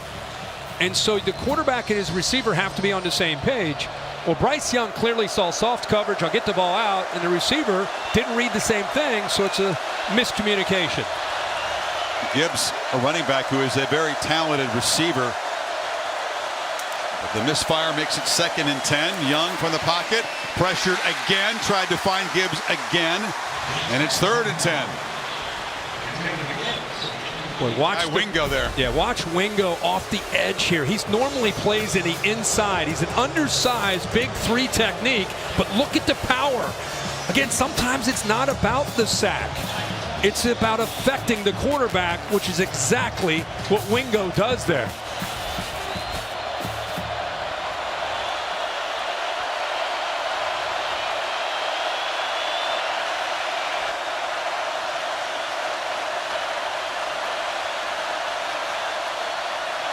Play clock at 4. 3-man rush. Ball out. Catch made. Stopped short of the marker. So he looked for Gibbs 3 plays in a row. Finally connects, and it's 4th down and 2. Jay Ward stopped him. Good job of reacting to that. Again, you saw Harold Perkins, defensive end, outside linebacker, spying, but the ball is thrown. Playing that zone, they're able to rally to the ball. Nick Saban has an interesting decision here. And let this clock work down and use his timeout. He's letting the clock work all the way down. You would think he's going for 3 here. Yeah, sure does. Obviously, he would not be working that clock. A little surprised. Yeah, me too. But the way this first half, the way the first half is going, we have a long way to go in this game. He wants to get points. So his offense has not just been going up and down the field and not been dominating and haven't been really effective when they have been down in the red zone. They're 0 for 2 down in the red zone tonight. You're talking about an LSU defense that has played its finest first half of the season. They come on strong late in games, but they have been ripped apart quite often in the first half. They came out with a great plan, as you pointed out, and they have made it tough on Young. In fact, Brian Kelly was saying that on our Zoom with you, myself, and Holly about just how we just got to hang in there. Boy, do we really believe we can find a way to win in the second half. This is just a thought when you watch Bryce Young in his first half. Remember, because of that shoulder, he physically doesn't get the same amount of reps that he normally gets. Mental reps. but you wonder if it's affecting his timing and rhythm with these receivers the last few games. With the bye week, they felt he had a chance to try to regain some of that, and LSU will spend a timeout here. 36-yard attempt from Reichard coming up. You know, Holly, I know, is all over the amount of reps and the bye week. Holly, you talked with the coaches about how much they actually got him out there on the practice field getting reps. That's right. They wanted to take advantage of the bye week to really let that AC joint heal and the shoulder soreness that he was experiencing. So they gave him the entire bye week off, but he was continuing to do that 24/7 rehab. Then this week, he did practice every day this week, but they limited it to 25 throws a day. Not a lot of time to get the timing down with his players. Just looks a little off right now. Yeah. We're not used to seeing this from Bryce Young. Yeah, and for fans, I mean, normally, I don't know how many reps you get, maybe triple, maybe 4 times the amount. So you pull that back. Of course, he's sharp mentally, but the mechanics of the execution of the offense is affected. Another timeout. And let's give due credit to the guys in white, purple, and gold tonight, because this defense has been inspired. And Matt House knows his guys have been making mental mistakes so often early in games, putting themselves in tough positions from the start tonight. Yeah, they were dialed in. Yeah, Matt House is a coach that was with the Kansas City Chiefs over the last 3 years as a linebacker coach, and decided to come back to college. Of course, he was at UK with Mark Stoops as a defensive coach. Went up to the NFL, missed a college game, loved the challenge of coming back, wanted to work with Brian Kelly, and wanted to be back in that college environment, and he's really taken a defense that didn't know each other at all with a new scheme, gotten them to a point where they're playing the way they are in November. The 4th defensive coordinator these veteran players have had. Unreal. In 4 years. Yeah. In 4 years. So we'll see if Brian wants to extend the half any further. He's out of timeout, so he can't. And Reichard, to make it a 1-point game at the break from 36, knocks it right through. Bama does get the ball to start the second half after winning the toss and deferring. Well, they have threatened 3 times tonight. Young threw a pick in the end zone. LSU got a stop, and then that field goal. And Brian Kelly and the Bayou Bengals, they said they would arrive tonight full of belief, and they have played like it. Alabama trying to keep their playoff hopes alive. Down by 1. Let's go to Hollywood. Nick Saban. Coach, what is this defense doing that's preventing your offense to get into a rhythm and on track? You know, they're doing a lot of zone blitzing, bringing a guy off the edge, dropping another guy, getting in the windows of some of the RPOs and that type of thing. We got to be able to run the ball better so we don't get in these long yardage situations, putting too much pressure on the quarterback. What do you see with the connection with Bryce? Is it just pressure, or how else can he be effective? No, he's been effective. We dropped a couple balls. We're not getting away from people. They're dropping 8 guys, doing a good job of mixing it up. So, you know, we got to give him some better options. Thank you, Coach. All right, thank you. So the Tigers by 1 over the Tide at the break. Time now for the Mercedes-Benz halftime report. Matt Berry, Joseph Galloway, and Coach Dan Mullen. Yeah, all of them. Dave Fowler got some coaching up last week from Joseph Scott Galloway as we welcome you into the Mercedes-Benz halftime report. Joey doesn't like when his name's not dropped. That's the lesson here. Mercedes-Benz. What in the world is going on at Piscataway? Rutgers and Michigan here.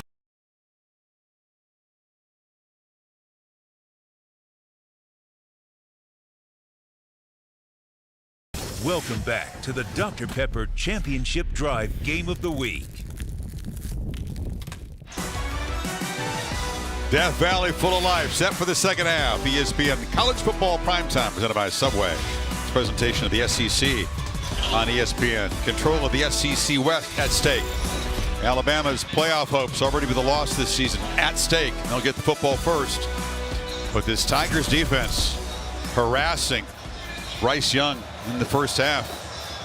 And the Tigers took advantage of field position. Touchdown drive of 49 yards. Divert kickoff to the end zone. Kirk, how have they done it? Get after Young. Well, they've mixed it up. You know, Matt House done a really good job. Defensive coordinator, a lot of different looks. He's been under a lot of pressure. What's been strange is, if you're just tuning in, even when he hasn't been under pressure, they have not been in sync. You know, with Bryce, a little bit off balance, a little unsure. Give credit to Matt House, mixing it up, and give credit to this defensive line applying pressure, because Bryce Young very often He's been under a lot of pressure from a lot of different styles of blitzes and rushing 3 and dropping 8. You see the numbers right there. Pressured almost half of his dropbacks, the pick and a sack, and just 2 completions under pressure tonight. But it's a new half. Gibbs can change the game with any carry and accelerates around the edge and scoots out near the 40. Well, great patience and vision, and Greg Penn, the middle linebacker, doesn't hold contain here. Watch him kind of get lost and underappreciate the ability to go bounce that right there. He starts to squeeze, and he's got to try to protect the edge there and set that edge to avoid that. Gibbs comes in averaging 7 yards a carry. Hasn't been a big part of the offense yet tonight, and that time they grab him and throw him down near the line of scrimmage. Micah Baskerville. Baskerville does a better job there with his pursuit, coming in a little wider, appreciating that Gibbs can bounce it. Gibbs' instincts, he's just trying to run Degrassi. He wants to get to the right. He wants to bounce that to the outside, but the leader of this defense, Micah Baskerville, really in great position. Big shoes to fill. Damone Clark. That's our guy last year. Yeah. We loved him. We actually called this game last year and really saw him assert himself and got the Tigers to believe that night they had a shot in Tuscaloosa. Came close. Young, deep drop and just fires it into the ground. Again in hot pursuit, Baskerville and Greg Penn.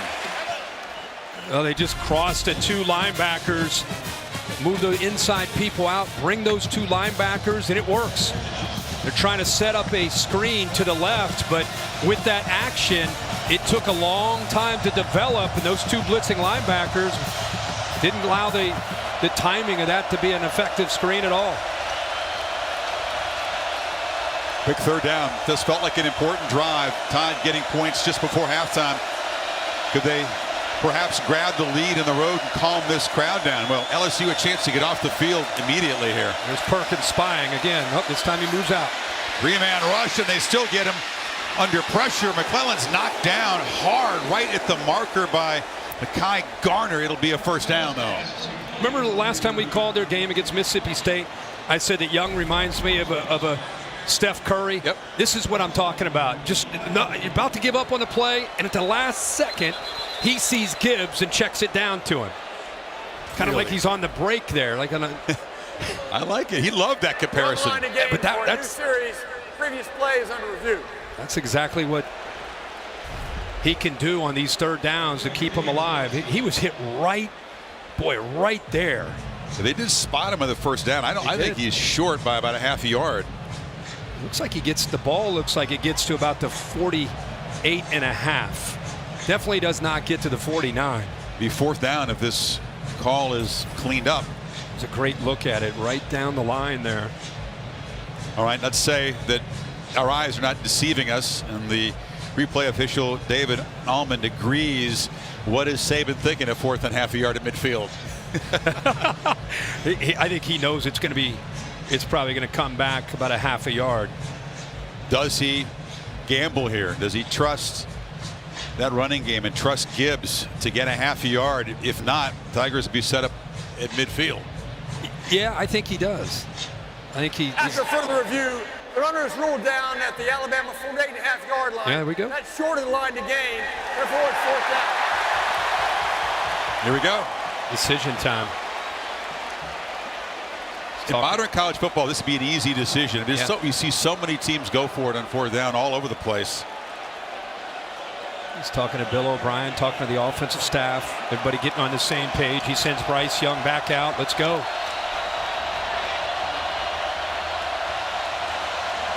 A chance for LSU to stone the Tide offense and really claim some momentum.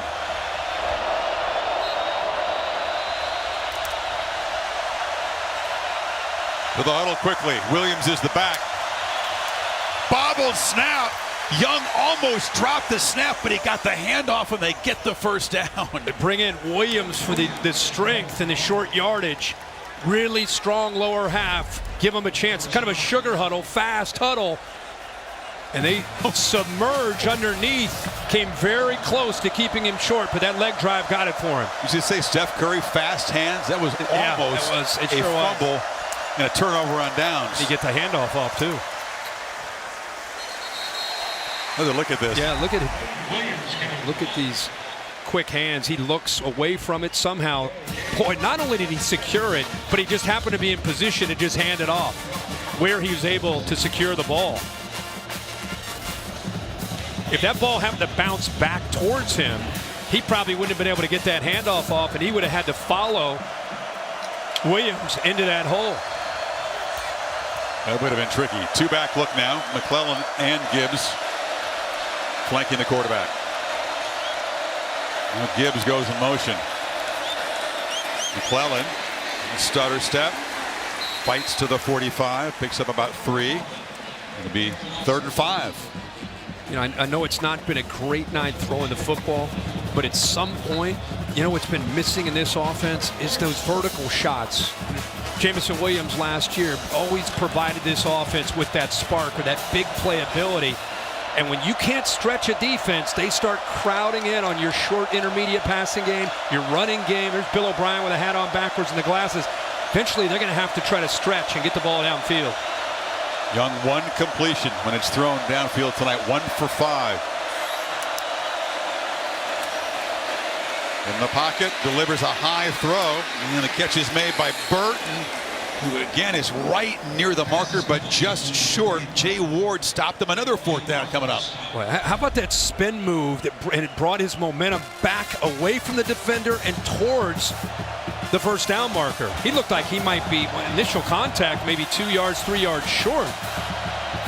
Burton, quiet performances on the field the last couple of games. Another 4th down. 2 tight ends. They need about the same amount they needed last time. Williams again in the backfield. He's trying to get everybody in line, everybody on the same page, moving Randolph around. Gotta hurry. Just got the timeout. They were maneuvering players into position, and Young lost track of the clock.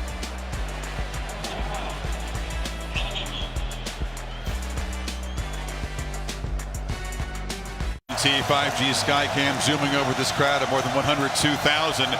Trying to roar as the Tiger defense tries to get off the field here. Alabama going forward on 4th down again. Yeah, miscommunication before they needed to use that timeout before the play clock went off up front with the offensive line. You saw Eric Wolford coming over to when the team came over to the sideline. He went after Kendall Randolph to make sure everybody's on the same page. They go quick huddle again.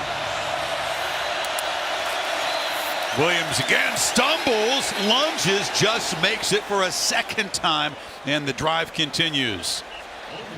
Well, he got across, but you're right. He ends up losing his footing, but a great push on the right side. Ekifor just enough there to keep his body from hitting the ground. Exactly. His knee came close to touching, but for the 2nd time, Williams is converted on the 4th down, and he's got it for about 2 on 1st down here. At this point in the game, LSU has forgotten about the threat downfield. They are loading up on these quick passes. Can Young make it pay here? You keep kind of waiting for it. Who can be that guy? Who can be the guy to stretch the field? You know it's coming. It's just a matter of when it's going to come. Going to be Ja'Cory Brooks, freshman Prentice. They've both shown the ability to make plays downfield as receivers.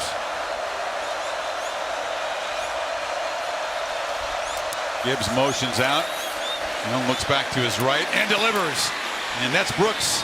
Couldn't quite escape. He's going to be tackled. Actually, there's no whistle yet. Did he stay up there? He's spotted inside the 20. Boy, it's amazing what Gibbs can do to a defense by getting him on just a motion, moving him away. The linebackers both end up clearing out, and it opens up finally a nice big passing window for Bryce Young.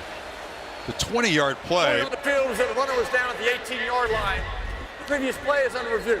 Chris, just this right here. Watch the reaction by the 2 linebackers. He moves, they move, their eyes and attention are all out there. Now look at that. Look at that beautiful hole there. We've not seen a lot of that. Right there, it looked like his right leg hit the ground. They ruled him up, but they're checking it out right now. Yeah, Greg the right leg as he spins around. Yeah, knee. Yeah, the right knee definitely down. Yep. I mean, pretty obvious here. Actually hit pretty hard.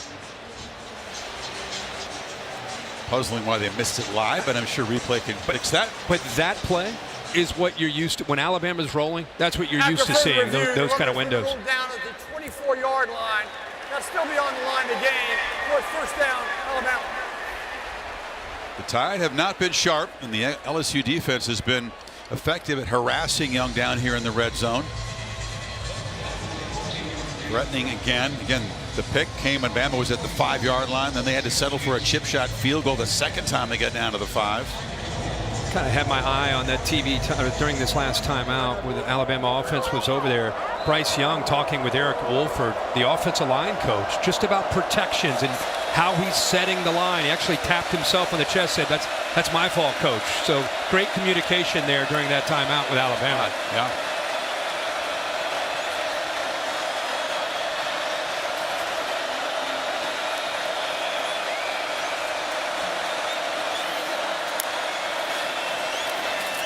Young swarmed and sacked. There was early pressure. Joe Fouché got him down, but it was a swarm again by the Tigers. Yeah, they're going to bring the pressure right here and then eventually just use speed and quickness with Fouché, who comes off that edge. Great speed. How about he just goes right by the big right tackle, J.C. Latham. He has a size advantage, but Fouché has the quickness and, again, gets to the inside and gets the pressure. They're looking at Tyler Steen, who is down on the field. They appear to be looking at that ankle. We'll step aside.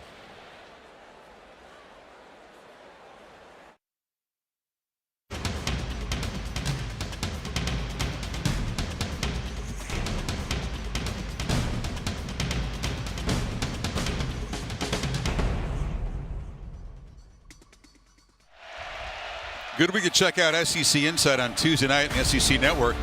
All access pass to the Dogs' big win on Athens, and this one here tonight. Footage you haven't seen before, sound from the players and the coaches. SEC Network Tuesday night and the ESPN app. 2nd and 14. Off the timeout, or the injury timeout.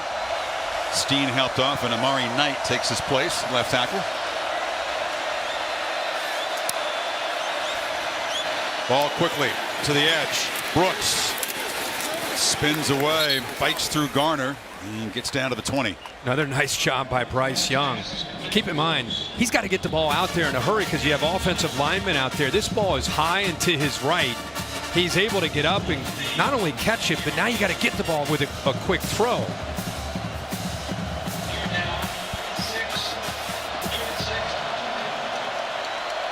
Continues to show great hands. Yet another 3rd down, Tied 3 for 10 tonight.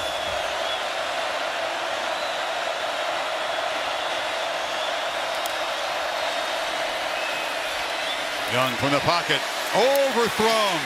Trying to climb the ladder was Latu, defended by Garner. It's 4th and 6, and here comes the field goal team. Again, when you can get a push in the middle, this time it's Roy right here. Watch him push. The best way to affect Bryce Young's accuracy, and it's not off the edges, it's pushing right into his face, where he has a hard time seeing downfield. With this injury to his shoulder, I know he had the bye week, he had a chance to get healthy, but the timing is off, and I think the lack of reps at practice is affecting his rhythm and accuracy with these receivers and tight ends.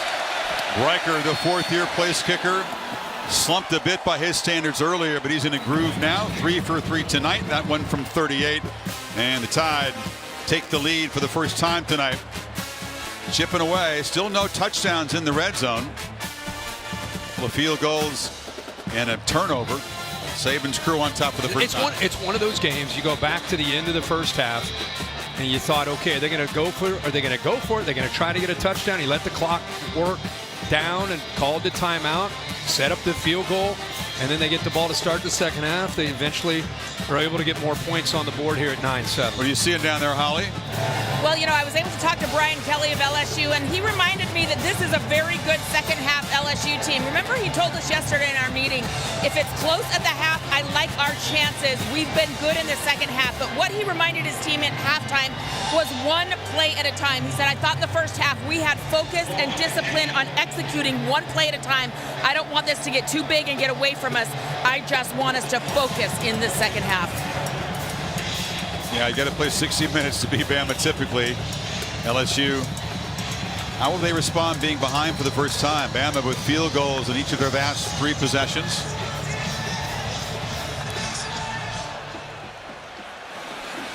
And that kick won't bounce into the end zone.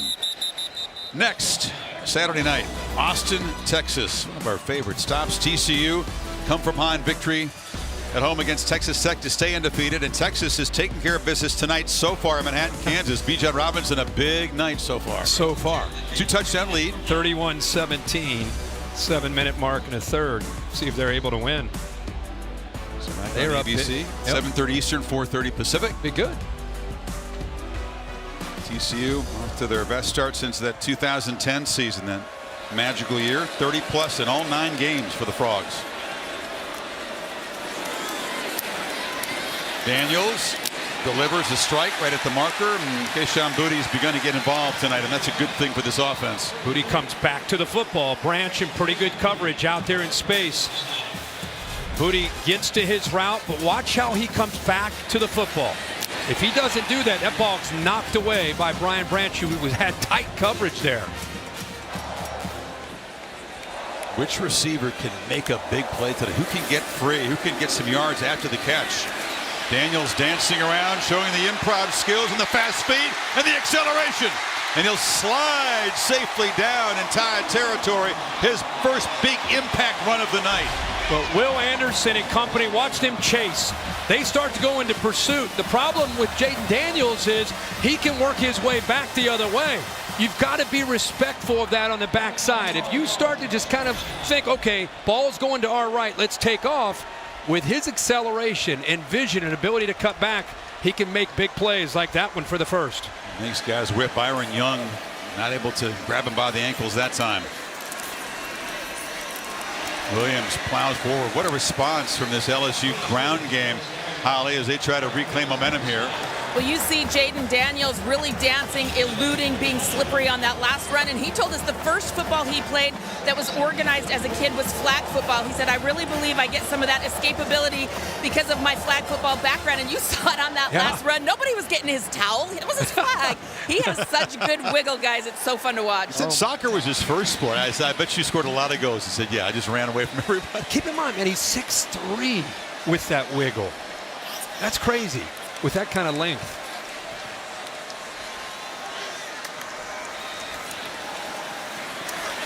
Flushed again, eluding pressure. He'll scoot out of bounds in front of To'o. That was a smart move. Anderson pressured him yet again. Yeah, the true freshman. We talked about it earlier. Emory Jones, he's a true freshman going up against the best player in the country. Will Anderson, a little outside move and then back in, and then you chase him down. There's the athletic ability. I mean, think about that. Without that ability, that's a sack. Now it's 3rd and 2. Watching these true freshmen. If you just tuned in, Emory Jones will be on the right side, 50. Will Campbell on the left. 2 true freshmen who are playing high school football, now going up against Alabama on a Saturday night. Tide have had 3 sacks and a lot of pressures. Anderson's had 5 pressures on his own. Williams busts into the secondary. First down and a lot more to the 21 before Helms got him down. Turner, the center.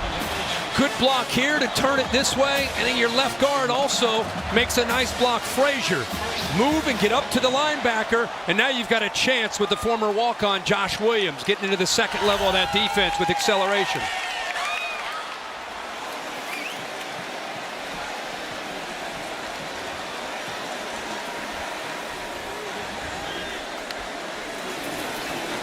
Williams again, and the Tide couldn't get him to the ground. They had him trapped in the backfield, but he escaped. Anderson was there in a hurry. Somehow Will Anderson, who doesn't get talked about enough, 31 to your right, doesn't get talked about enough with his ability to be able to get through these gaps, get into the backfield, and defend the run. But how about the effort by Williams just to keep that play alive, right? Opponents say Will Anderson's a good pass rusher. We're going to run right at him. I said, well, good luck. Good luck with that. Strong hands. Strong, heavy hands. Now he got him outside. Daniels delivers a sideline throw. It's incomplete. Tight coverage on Thomas by Eli Ricks, former Bayou Bengal. Waves his finger and says, not on my watch. They challenged him all week to not be emotional tonight. Pete Golding, also Nick Saban said, Eli, I know you're going back. You're playing against your former team, your former buddies, but we need you locked into what we're doing.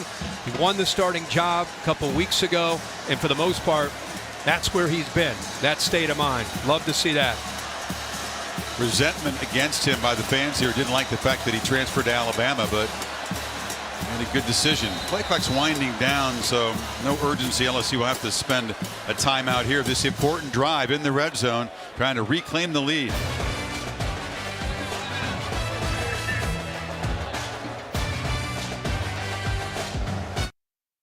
Student section made a difference tonight, making noise down in that left end zone. Taco Bell Live Más student section contest. Competition continues all year. These folks inspired the first night game in this rivalry since 2006 here. And now Daniels Kirk tries to convert on 3rd and 7. Alabama's been pressuring on these third downs. You're going to want to keep an eye on, even if he doesn't throw, the ability to scramble down in the red zone.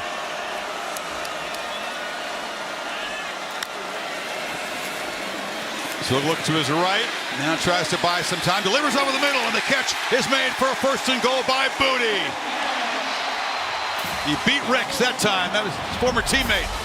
Yeah. Out here to the right, 3rd down, very patient, just kind of feeling it. Wait, he's actually improvising here, reacting to his quarterback, trying to get separation. He was trying to pull the defender away on the initial play to try to draw him away to open up another receiver downfield, and then once the quarterback, Jaden Daniels, started to react, he instinctively ran away from Ricks. 1st and goal. Booty again. Spins and is shoved out at the 2 by Brian Branch.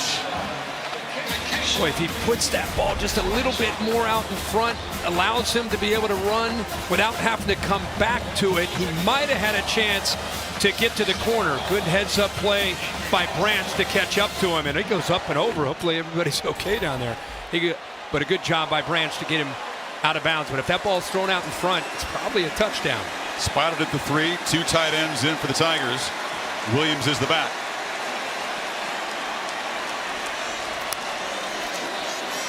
They fake it to him.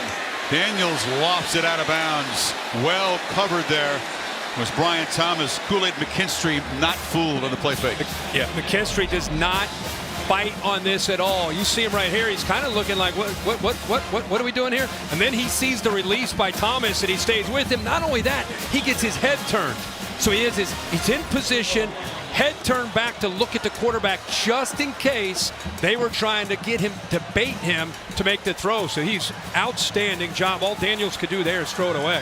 What is Mike Denbrock going to cook up here? A crucial play, 3rd and goal.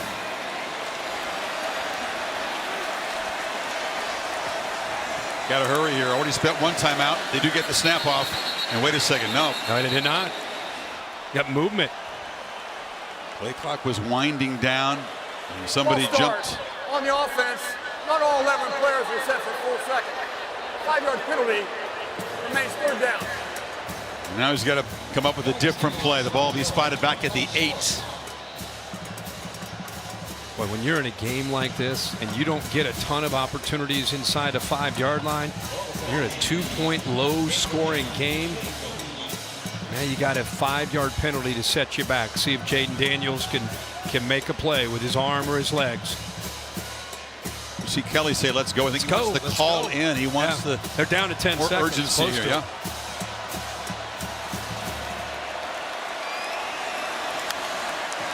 Daniels against pressure, delivers to the end zone. No contact. A flag did come out. Trying to work his way back to the football was Malik Neighbors. Ricks was in coverage, and there's a flag. Couldn't tell if it was a slip or he got shoved. He pushed him into the ground. He was on him tight. Pass interference. Defense number 7. He's grabbing under the jersey, and then there. He's got very physical coverage there. Good call. There was some slippage there, but enough coverage by Ricks, and the ball's at the 2, 1st and goal. And LSU catches a break. Daniels is throwing a fade to the corner. Neighbors is working the back shoulder fade back, and they end up getting interference. Power set. Look at everybody bunched together. Williams, that humanity, muscles for a touchdown. Tigers back on top.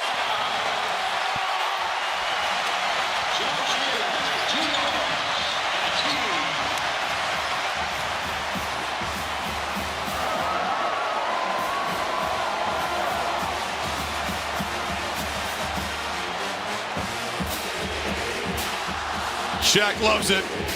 The Tigers respond in the best possible way. Bama takes their first lead, 11 plays, 75 yards.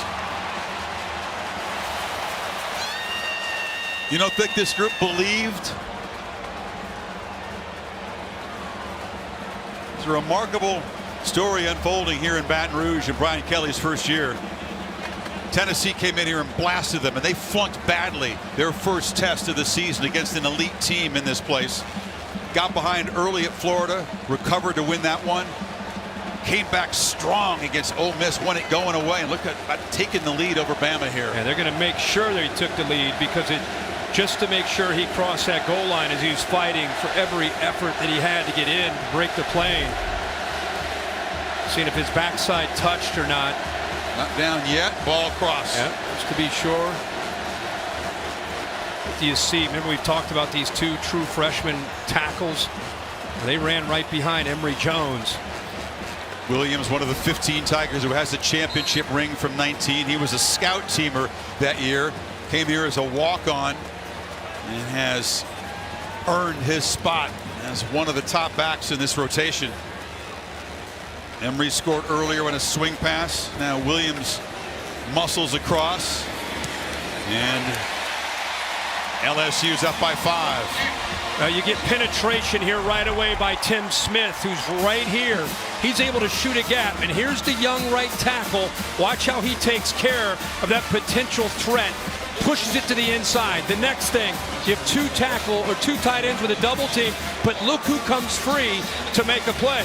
Henry Toto right there against a former walk-on running back that would not be denied. He takes on that big hit right there. They got a potential play out of the end zone, but nope, 27 in a tight game. Shows great determination to get that ball in. You wanted it a lot. Toto is the top tackler. He's a guy you'd want in that position. That's it. For That's what you want. Yep.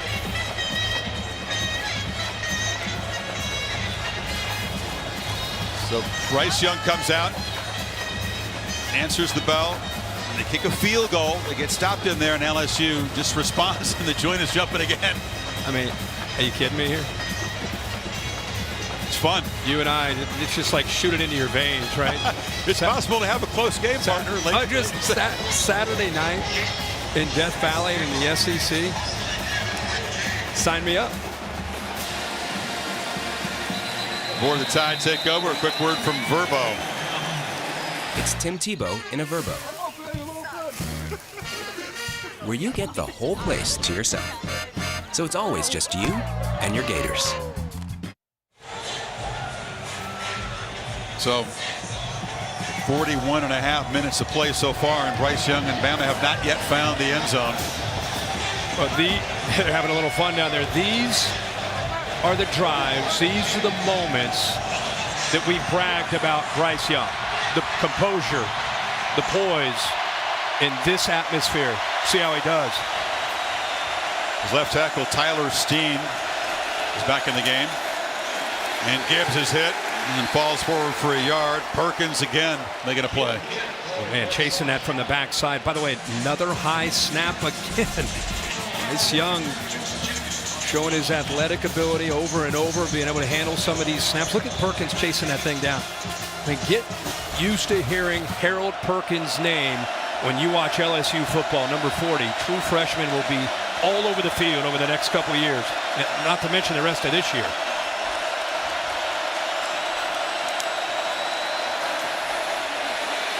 Young steps up and delivers another errant throw. Tried to get it to Latu, but the pocket just squeezed him that time again. Yep. Wingo actually gets in there, beats his man, and again, I keep talking about it. It's not always a sack. It's just affecting the quarterback, whether it's his vision or his footwork, and eventually you can affect the timing and the accuracy downfield.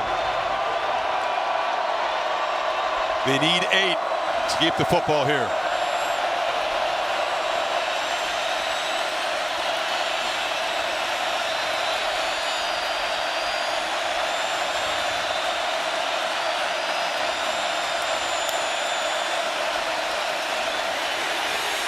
Young chased again.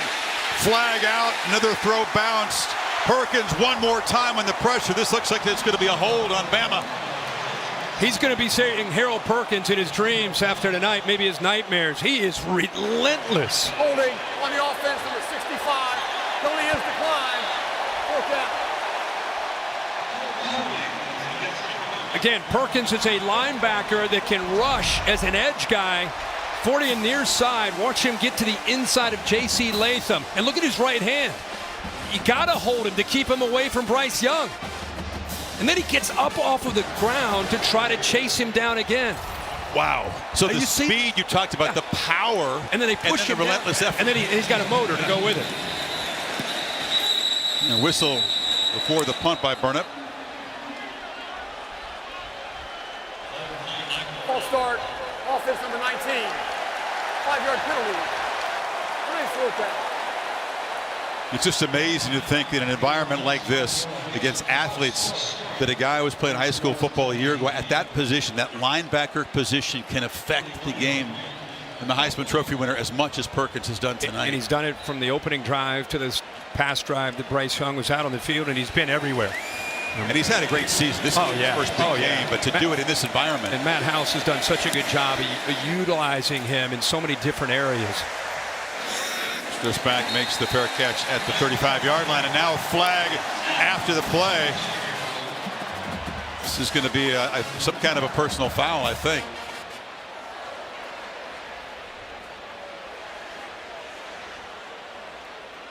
I think that's going to be on LSU. Was it during the punt or post possession? It was after the fair catch. If that's the case, then LSU will keep possession. It'll just cost them 15. After the play was over, personal foul, unnecessary roughness, receiving team number 17. 15-yard penalty, 1st down. And Xavier Carter, Kelly's not buying it at all. He did it. You can see it. Just a poor decision by Xavier Carter. We talked about the emotion of these games. It's not unusual. You know, players will get caught up in that and make a bad choice. It wasn't that big a bump when we're watching it here. No, you go ahead and roll it, and you'll see this right here. Near the fair catch has already been made, and he kind of lowered his shoulder a little bit. That's enough to me, yeah. So that moves the football back to the 20. Emery's back in the game. And now you got a pre-snap foul on LSU. And the tight end looked like he might be leaning a little bit. Offense number 86. 5-yard penalty. Makes 1st down. Good to have our sports injury analyst Marty Jaramillo join us, as he always does. And the focus all week for Marty was on John Emery. You can explain why that bye week and getting that Achilles healed up has made a difference. We saw him score, Marty, early on the swing pass. He made a pretty dramatic cut in that play. So after this play, take us through his rehab. Yes, sir. Behind the sticks on 1st down. And they hand it off, and there is Emery. Gets free, makes another one of those cuts, and the Achilles, Marty, looks okay tonight. It does. You know, that Achilles is thin but very strong, very elastic. But any inflammation can tighten up that area so much where you lose that power with push-off, with running, and especially acceleration. All his treatments have been focused on that inflammation and that tightness. You know what? And also some specialized taping techniques. After that high stepping, I think we all said we like what we see. And they're glad to have him back and healthy. He is a difference maker. Got 6 yards on that carry, and now Daniels on the move, flips it over, and then across the middle, catch is made by Booty, who wasn't targeted for about the first 20 minutes of the game, but now is heavily involved. Design rollout, move that launch point away from the pressure. Bring the receiver from the outside back in. That defense is flowing, try to get to the field. They're trying to get to those threats out on the outside. And they brought Booty back to the inside there where he was all left alone. Trots to the sideline to be looked at after his 6th catch tonight. Keeper took a look at Taylor, the tight end, and now he wants him to throw a block, and the young guy was still in receiver mode, didn't get up there. Man, I'll tell you, if you think back to that Florida State LSU game, when they didn't know each other, the coaches didn't know the players didn't know the coaches. I think a lot of people looked at that game and thought, okay, forget about LSU this year. But there's Mike Dimbrock, the offensive coordinator. Right around the middle of the year, they started to learn more and more about Jaden Daniels, who he is. Jaden Daniels got more and more comfortable with the players around him, especially the receivers, became more decisive, and they started to find an identity, taking advantage of his ability to run and throw, and now they've become a dangerous offense. You got a dangerous quarterback who's on the move, runs again, cannot escape the play that time. Remember, he drove him down the field in the opener against the Seminoles. It was the blocked extra point that led to the loss, but he was very nearly the hero of his first game here. Yeah, it's been remarkable to see, and to the point where if you think back to that game, they lose that game and you get caught up in all the other big names and big games. They're forgotten about, and now they put themselves in a position. People are focused on Alabama with that 6 next to them. Don't sleep on the importance of this game for LSU and what's at stake for the Tigers tonight. If they can come up with a win and somehow close this game out, they still can get to Atlanta. They have control of it. Control it, of course. Oh, I was behind Booty, who's made all the receptions for LSU in this quarter, but now it's 4th down, so a little off target there. Just a little bit behind his receiver, but a ball that he would normally catch, and especially on 3rd down. He holds on to that. He's really close to getting a 1st down.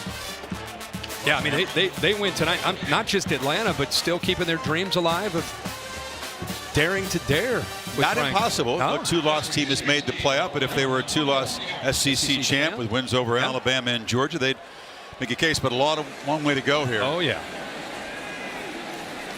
History back to return this punt. Bramlett's been effective punting tonight. This one bounces and is going to take a sideways and check up at the 24. We talked about the SEC ways to snowy Atlanta here. Tide, Tigers, that's Ole Miss. Don't forget about them. Yeah. They climb the mountain. The yodeling, such a part of SEC football. You coming in at 4-1. Arkansas on the road. A&M on the road. Those are the remaining conference games for LSU. Their last home game is against UAB. Alabama at the Grove at Oxford next week. A big one. Even if they get through tonight, another tough challenge with Lane Kiffin. Really their last big challenge. Remember, the LSU has the tiebreak over Ole Miss and would have it over the Tide if they can hold on to this lead tonight. 1 second to go. We're in the 3rd quarter. And Young almost intercepted. Oh, he threw it behind Garner there, but had his hand on it. Burton was the receiver. The ball just comes out. I thought it might have been tipped. Look at the spin and the lack of spin. And the ball's behind his receiver and almost the interception. Final quarter at Tiger Stadium. LSU looking for a defining victory in the Brian Kelly era. Leads it by 5.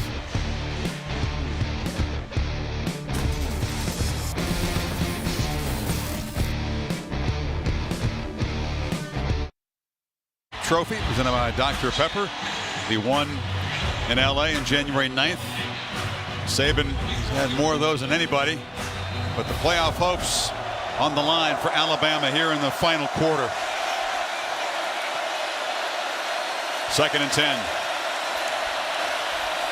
Gibbs in space. Look out. He can fly.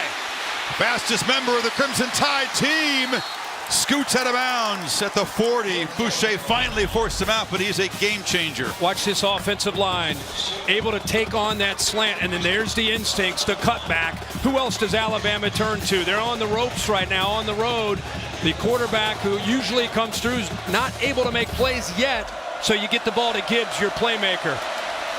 Bama finally at 100 rushing yards tonight. Gibbs has got it again.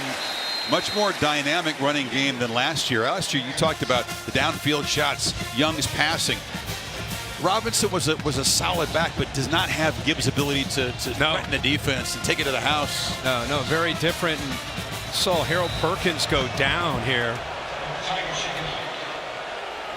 Freshman who's been the star for this LSU defense tonight. Quickly attended to. Yeah, he came up limping there, and he just ended up going down to get the training staff out. Let's go back to look at this long run. Look at that offensive line. Nice job of being able to handle that slant angle. Actually, that's the play right after it. Still positive yards. Perkins is jogging off the field. Jogging with a slight limp. Yeah. Good to see him on his feet.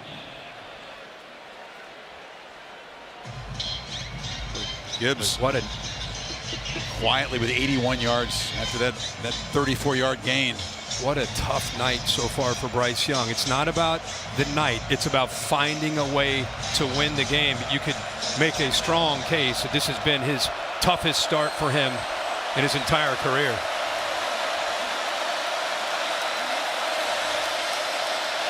There's good protection this time and flips it short and shoved out of bounds at the 31. Gibbs, such a natural, fluid receiver. The last guy for this team to lead them in rushing and receptions was Bobby Humphrey. Remember the great Bobby Humphrey way back. Bobby Humphrey, his son Marlon, of course, playing with the Ravens, one of the top corners in the game. Gibbs, the first since Humphrey to do what he's doing tonight. 26, I want to say? Yeah. And then again, not on the same page. Brooks and Young that time. Yeah, more of the same. And if you show this route, you can see, and they're talking to each other right now to try to get on the same page. You're just not understanding. You got a corner that's up tight. Is it man? Is it zone? Bryce comes off of it. He's expecting him to come off of that. You can see Jacory looks back at him, and then they came together and talked about it.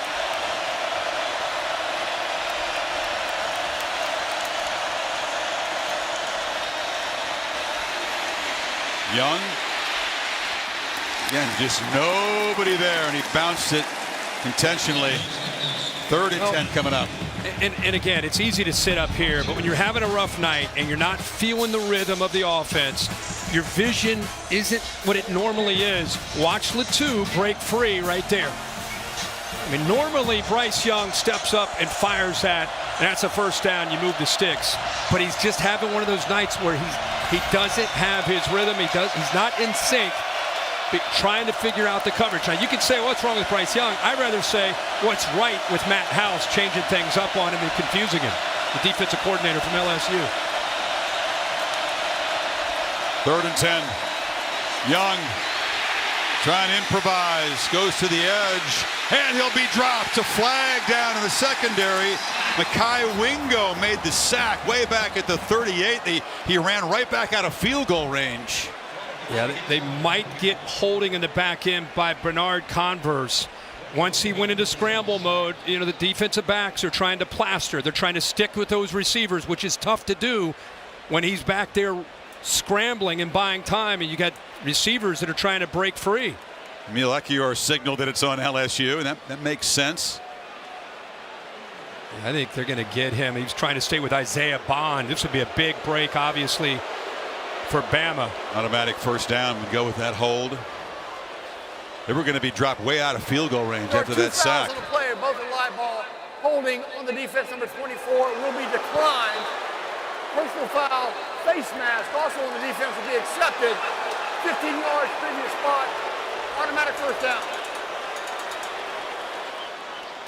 And so they had penalties downfield, but actually Bryce Young, it's when he's running for his life right before he goes down, is what they ended up going with on Ojulari. Good call there. And instead of being sacked back out of field goal range, the Tide are set up for the first down in the red zone. Ball will be placed at the 16.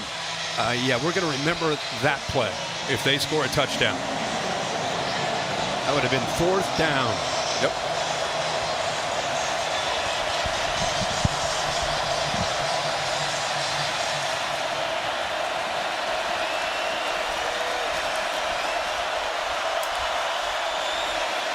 Gibbs makes a cut, barrels down to the 1. Baskerville forced him out, but the Tide are on the doorstep. Chris, you love this where they seal the edge, and they pull around. seal the edge with Latu, bring around the big offensive lineman.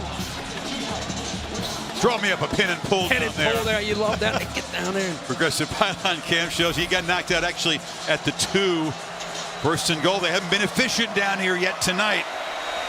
But a chance to claim the lead, and Williams, their power back, is in the left of Young. He's got the football, and he just plows in. Tied. Finally end zone for the first time and take the lead. Great push in the inside. Seth McLaughlin, the center, who's been challenged tonight. Left guard Cohen. They blitz those backers, but they are picked up. Good hard running, and they punch it in. They've been in that red zone area 3 times. That's the 4th time. That's the first time they've been able to get a touchdown. 0 for 2 here. They extend the lead to 3. Right, the ball at the left hash. Right away, they put Gibbs up to the top. See if he motions back in. He is.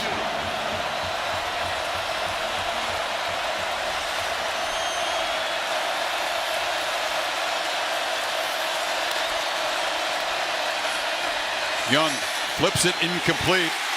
Looking for a flag was Ja'Cory Brooks in the end zone. There isn't one, but the face mask flag loomed large. Tide go 76-8. 1-point lead for Saban's crew.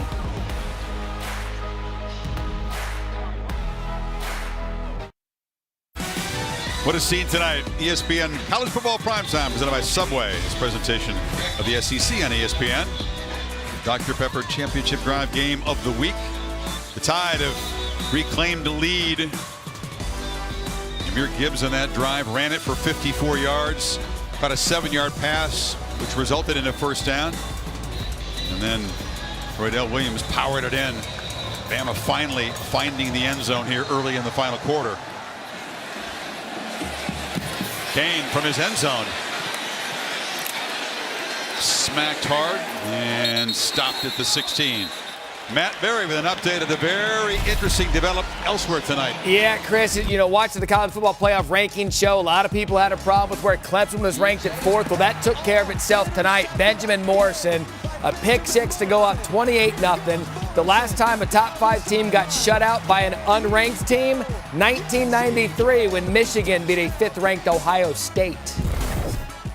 Yeah, Matty Berry, you had to bring that one up. Joey appreciated that. Joseph Scott Galloway was the one that was really up in arms about Clemson being ranked so high. That's why Matt gave him an assist there in the studio together. You can file that argument away. Daniels now wrestled down hard by Moody after picking up about 5 on first down. So now Daniels another opportunity to respond.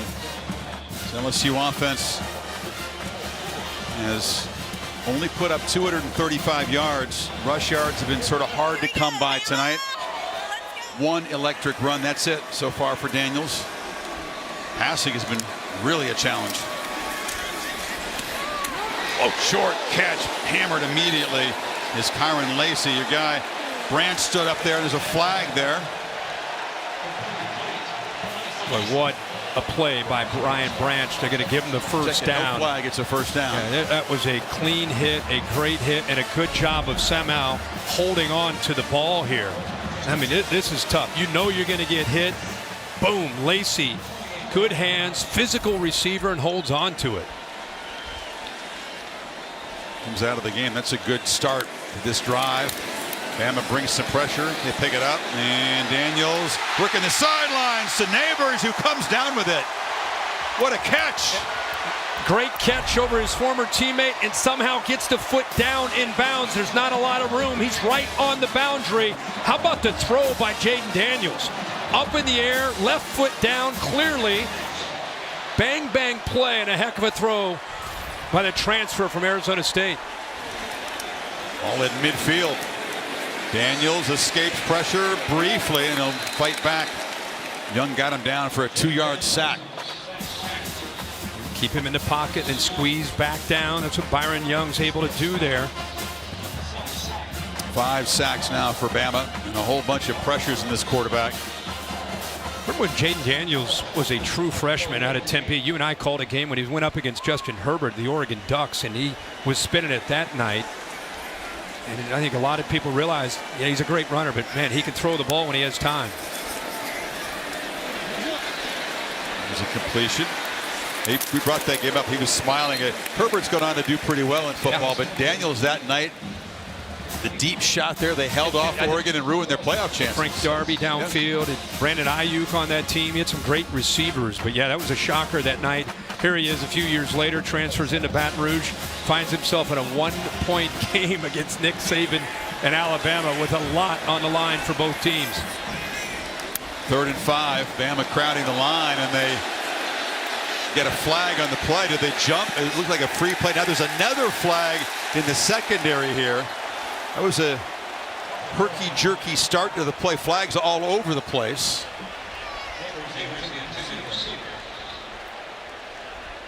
It's the kind of a modern version of a hard count here with a snap right there. You see movement right in the middle. It was Latham who jumped. So Daniels feeling out a free play, threw it downfield. Then there was a flag near the intended receiver. Yeah.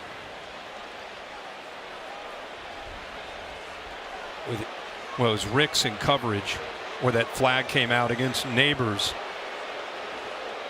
Nick Saban saying, what are we doing here? That ball wasn't catchable. What are you doing?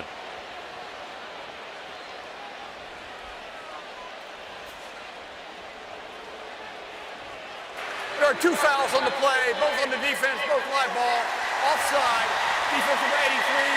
That penalty will be declined. Pass interference, defense number 7. That penalty will be accepted.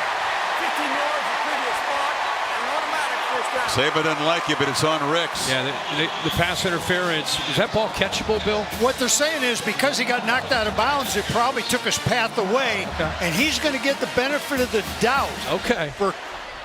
Yeah, because I think the average fan looks at that and sees the ball pretty well thrown downfield. Why in the heck? But you're saying he prevented him from getting to his spot. Yes, sir. Okay. 8th Bama penalty, moves it to the 30. Emery's back in the game. Off the play action, Daniels steps up, and he'll be sacked for the 2nd time in this drive by Young.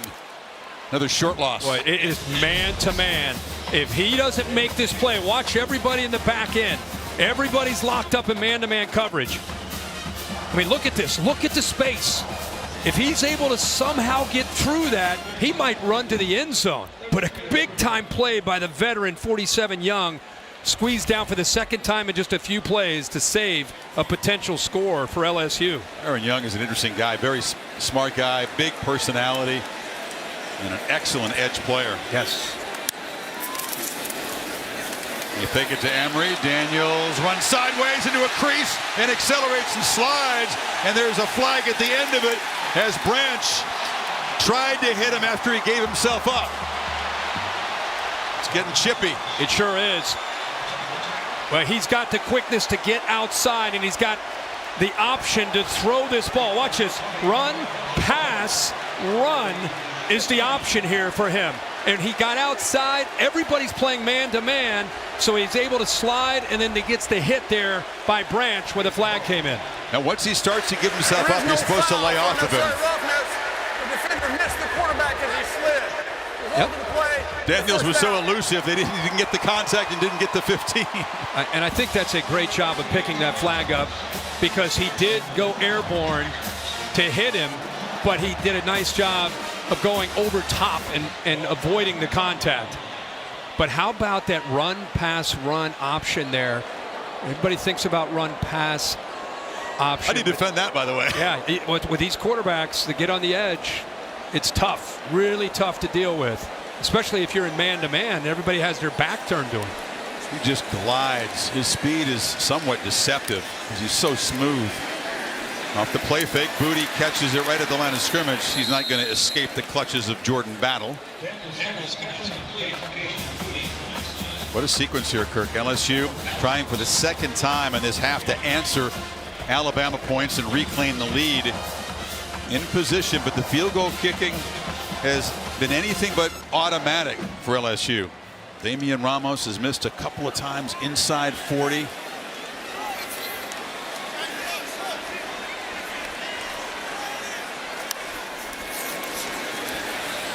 Daniels, a short dart. Good work by Neighbors. He made the high acrobatic catch a moment ago, fights hard and makes it a 3rd and short here. Yeah, the other thing is Daniels, remember we talked early in the year, he was a little hesitant. As the year has gone on, he's been more decisive. There's another example. Get the ball to your hands in a hurry. If you see your man is open, get it to him and give him a chance to fight for some yards. And this drive started at their own 17, under 8 minutes to go. Big 3rd down play. Williams in the game. Daniels running all the way, but the Tide swarm him. They string it out and drop him for a loss. Jordan Battle along with Jalen Moody, and now it's a 4th and longer. Yeah, just a good job here. To's out here. He gets involved, but it's also these top 2 defenders. They know they have to set this edge. Battle is going to work his way out there. There's Toto, and then eventually Moody cleans it up. So here is Ramos.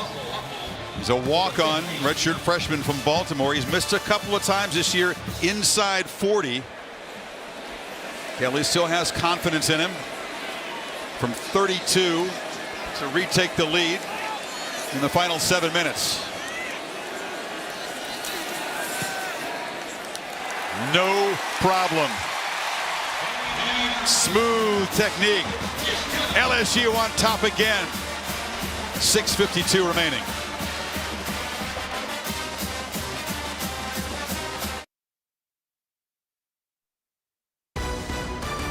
ESPN College Football Primetime is presented by Subway. Try the all-new Subway Series menu. Your pick of 12 irresistible subs. 69-yard drive, 11 plays, almost 6 minutes to reclaim the lead. Brian Kelly. When we were away, he is upset with the officials. I mean, he's just warming up. I mean, he probably went for a good 2 minutes, Bill. Your reaction was what? I think the composure by the officials is fantastic. They're giving coaches say, but they're in control of the game. They've been managing this game, and they've done an excellent job so far. So Bryce Young will take over, trying to engineer another come-from-behind 4th quarter drive. It was able to do so on the road in Austin, Texas. There's the All-State bus. Curtis piloting to Baton Rouge. What's your All-State mayhem moment today? Well, you got to look back at the Georgia-Tennessee game where early, this is the opening drive, Stetson Bennett sets the tone, fighting to get to the corner, and he does. He, of course, says, yeah, give me a call. I guess they got his phone number in Knoxville. They were calling him all night. He said, you can give me a call now. The defense was outstanding.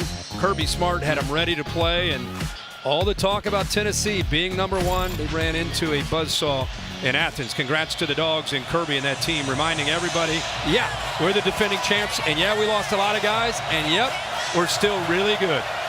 Dyburd's kickoff out of bounds sets the Tide up at the 35. Talked about that drive in Austin when Young was razor sharp. 5 of 7, had a 20-yard scramble to set up the game-winning field goal. They do it again in an even more hostile environment. Gibbs takes the pass, scoots for 8. Holly? Well, Bryce Young won the Heisman last year because he's typically calm in moments like this. You were just talking about it, Chris, and before they took the field right this minute, he had a huge smile on his face. Let's go, boys, clapping his hands. He lives for this moment. He's loving it down here. Did it in the Iron Bowl, didn't he? Oh, yeah. He does live for these moments. Yep. Crowd will try to make it as tough as humanly possible. It's a 1st down run to the 45 by Gibbs. Keep in mind, a big factor in this game tonight has been the play of the true freshman Harold Perkins, who went out of the game. He's now coming back into the game. And when Alabama scored, he was on the sideline. So let's keep an eye on his health, see how effective he can be. He's had a big night. He had a whole pit crew working on him. They're working on the hamstring. He had the oxygen going. See if he can make a play here. Final 6 minutes.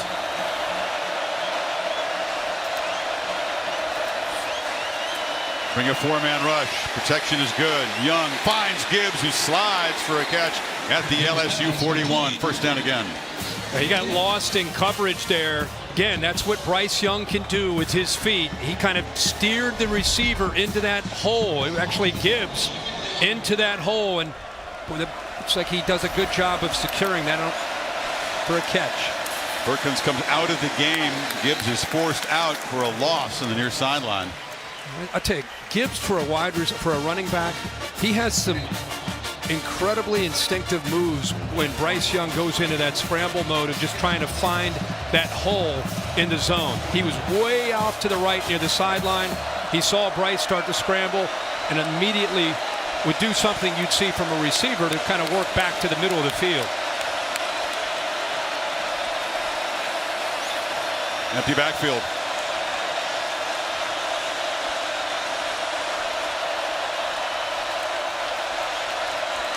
They show pressure and bring it. It's picked up. Young launching downfield. Diving attempt by Brooks. Just couldn't come up with it. Garner in coverage. Garner loves that press coverage. Has good length. He's 6'2". Actually, Brooks gets by him. Had a chance. Unable to convert there. That's a good matchup there into the boundary.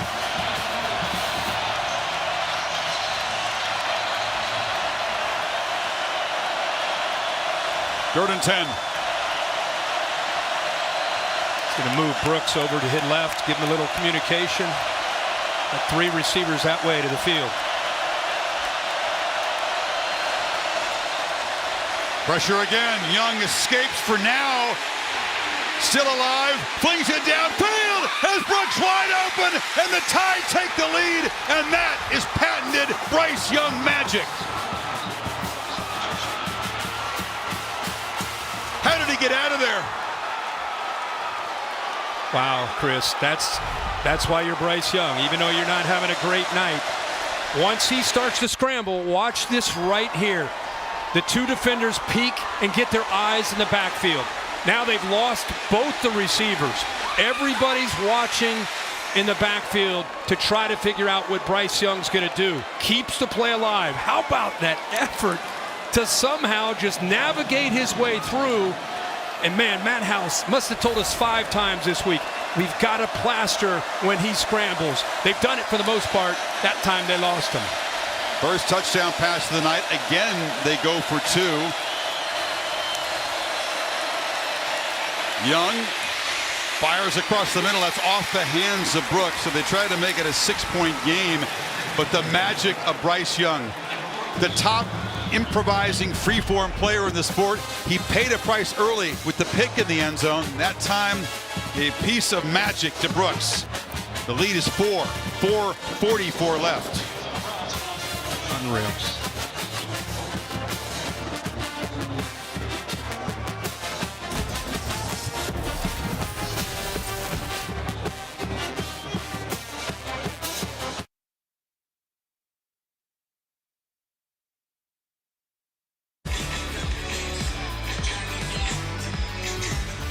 How much fun is this? Alabama and LSU, the first Saturday in November, and we've had 5 lead changes in the second half, so this one back and forth developed into another classic in this great rivalry, and now it's LSU's turn to try to answer.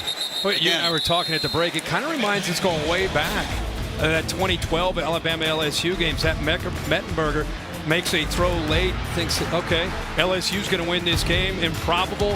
A.J. McCarron, T.J. Yeldon, same end zone. Takes it in for a touchdown, and Alabama escapes 21-17. Identical score right now. 21 the hard way for Alabama. That's right. But Bryce Young, man, talked about how he just lives for this. The preternatural calm under pressure for this guy. Just despite the toughness of the night, executes. And now Daniels would try to respond, and he's doing his thing on the edge. And he just flips it out of bounds. Had a little bit of momentum there. That ball sailed on him.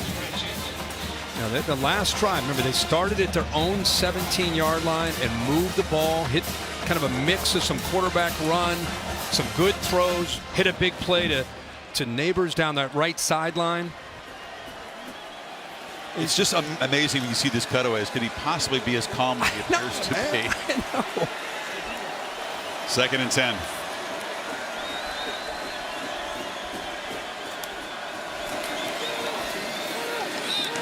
Making a cut and powering from about 4 yards there before Jalen Moody got Emery down. A reminder that the control of the SEC West is at stake. for the winner of this game. LSU's already beaten Ole Miss. Bama's got Ole Miss coming up, and you can see that chance to reach Atlanta if they win here for Alabama. Yeah, pretty strong. Yep. For LSU as well. Big third down here. Getting close to 4 minutes to go. They're using a lot of clock. They had to spend a timeout earlier in the half, so just 2 remaining.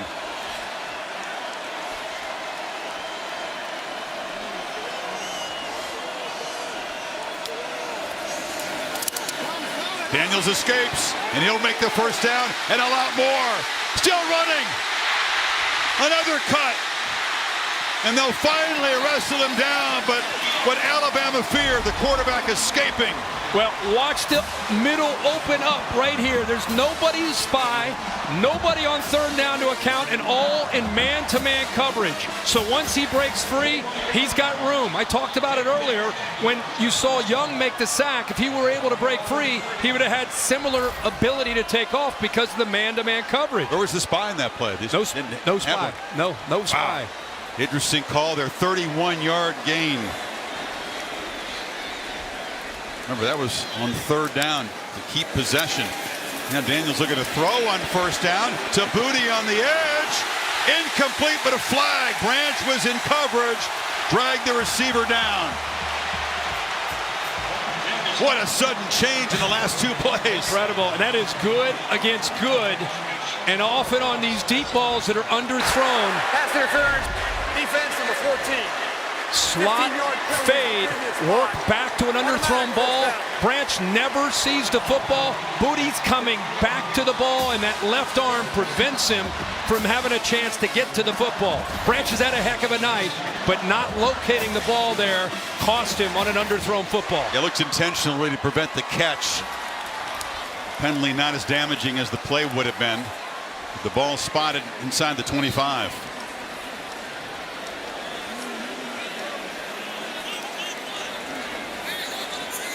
He knows he may have to potentially work his magic again. Crowd gets so quiet when LSU's got the football here. Keeper again. Daniels hammered hard after a 3-yard gain. Well, he kept his footing.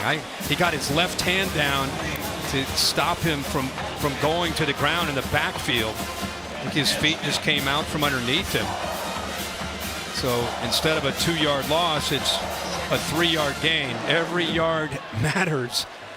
Of course, a field goal won't do it. There's not a lot of clock urgency. No. Kelly going really all in on this possession. He doesn't want to give Bryce Young any time. That's fair.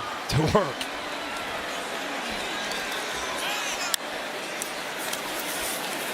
Daniels scanning across the middle, incomplete. Tried to get it low to Brian Thomas.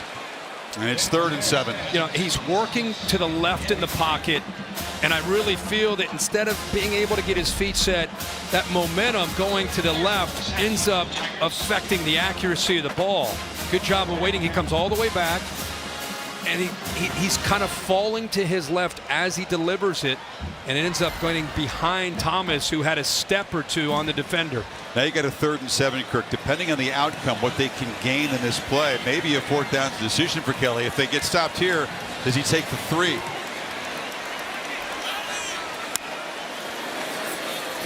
They run it. Williams breaks free. No decision to be made yet. It's 1st and goal, LSU. What a clutch run right up the gut. I mean, that's an incredible run by a former walk-on. Moody, 42, watch him. Right there, he's down. I think you and I are thinking, okay, but his low center of gravity, 5'9", 200 pounds, and a massive will to get what he needed to get for that first down. I mean, he's 6 yards short, 5 yards short of that marker where he is hit. Williams has a breather. Emery's in the game on 1st and goal.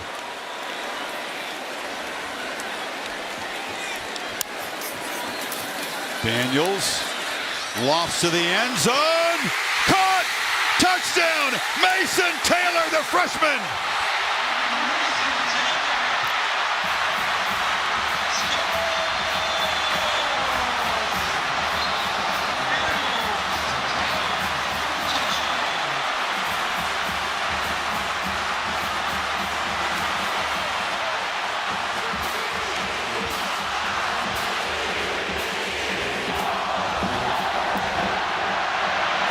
There's Bedlam in Baton Rouge as Daniels answers the magic of his old Pop Warner friendly rival with some of his own. Wow. And how about the true freshman, Mason Taylor, the son of Jason Taylor, making that play in the corner of the end zone to give the Tigers the lead. And the throw by Jaden Daniels.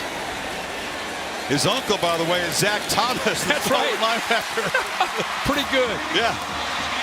All right, you got man-to-man battle against Taylor on the inside. Got to beat him, give him a little stem, put that ball into that corner. Let the big man at 6'5" go up and get the ball and secure it with those strong hands. Bryce Young, your turn next. You got a $147 to work with.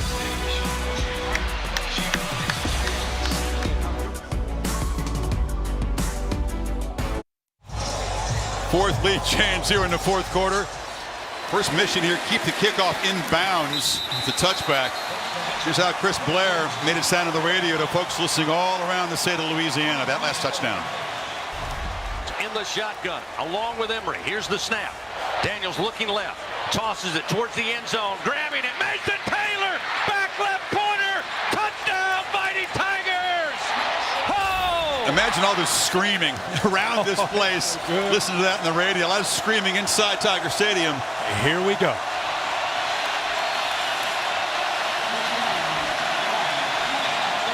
Died 75 from the end zone. Reichert's field goal range about 50 to 55. He's still got to move it about 50 yards in that position. And the catch made by Latu, and that's a good start to the drive out to the 40. You keep Perkins as a spy. You take him away from coverage. Great call there by Bill O'Brien. Latu, easy completion to get this drive started. Watch the composure of Bryce Young and with that clock running. Flushed and throws it away. Perkins was pressuring him again. Of course. He was spying him. It looks like that's where he's going to be. What I love about when he spies is he closes ground and comes towards Bryce Young. Instead of just trying to prevent him from getting outside, he's going at him.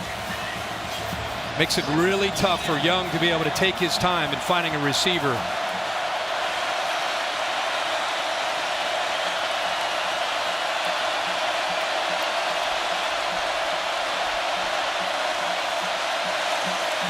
Three-man rush. And a low throw caught by Brooks as he goes to the ground. It's going to be third and long. Yeah, again, Matt House kind of mixing these looks up and playing some zone. That time he went man-to-man. Guys are on islands. Who can win those one-on-one battles? Saving his timeouts. And third down, Young converts again. Catch made by Burton. Skips out of bounds at the LSU 43. Got to get separation, and he does. From Mekhi Garner over here, who I just said, who's going to win the one-on-one battles? Able to get separation right at the top of the route in a well-timed throw, a little bit behind him, but because he got it out early, it gave Burton a chance to adjust and make the catch. Final minute. Tigers are showing some pressure here pre-snap. And he sees the same thing you're seeing, Chris. Make an adjustment. See if LSU drops out. They're coming.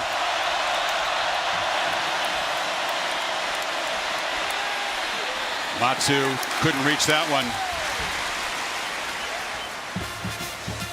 Love the pre-snap adjustments back and forth. Who can make that snap decision? Yeah, on either side. I think he got the matchup that he wanted with Latu. Watch his feet. He just looks a little unsettled, uncomfortable. He's beaten. I mean, he has the tight end open. He just didn't really get his feet set the way he normally would to make an accurate throw.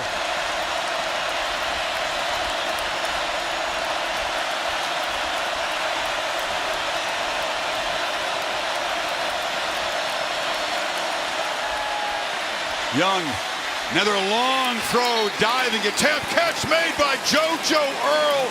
His first of the night is a huge one at the 28. The timing here is incredible. He makes this throw, the anticipation, and a night where he's not been in sync with his receivers before Earl came out of his break. Right back to work. And this one's a throwaway. JoJo Earl, part of that receiving core. An interesting piece. They thought he might play a big role tonight. He hasn't until that moment. Yeah, and you go back to that throw, the timing of that, what you couldn't see is when the ball came out. Yeah, he threw that well before JoJo Earl came out. And again, not perfect, but when it's early like that, receiver can locate it, find it, and adjust. Young, of course, thinking end zone, win it now. Don't settle for a overtime forcing field goal.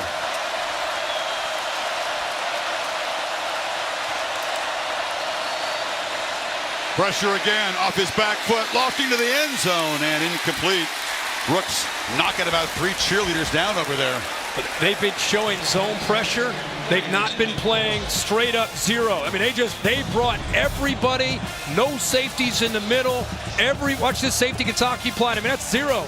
Bring one more than they can handle. Can you get to him before Brooks can win one-on-one against Bernard Converse? Brings up a point here. Bear was talking about this. Had they just kicked the PAT in the last touchdown, they could potentially be setting up Reichard up for a game-winning field goal attempts. Need 10 to convert on this third down. Play clock running out of time here. At 1, they just get it off. Young steps up, delivers. Catch me, no, incomplete. Knocking the ball loose was Bernard Converse as Brooks tried to clutch it, and it's 4th and 10. Wow, they tried to get him on a stutter and go, double move, and he didn't bite on it at all. I thought he had it initially, and then you see, locates the ball late. Bernard Converse doesn't give up on the play and helps get that ball with that left hand out of there. Will Reichard, game winner against Texas on the road. Missed wide right against Tennessee from 50 to potentially put the Tide in front from 46 to tie the game. And it just gets over the crossbar. They lost a game on a field goal by Tennessee that just cleared. And that one from Reichard, they didn't hit it that cleanly, but he got it enough. That's clutch, man.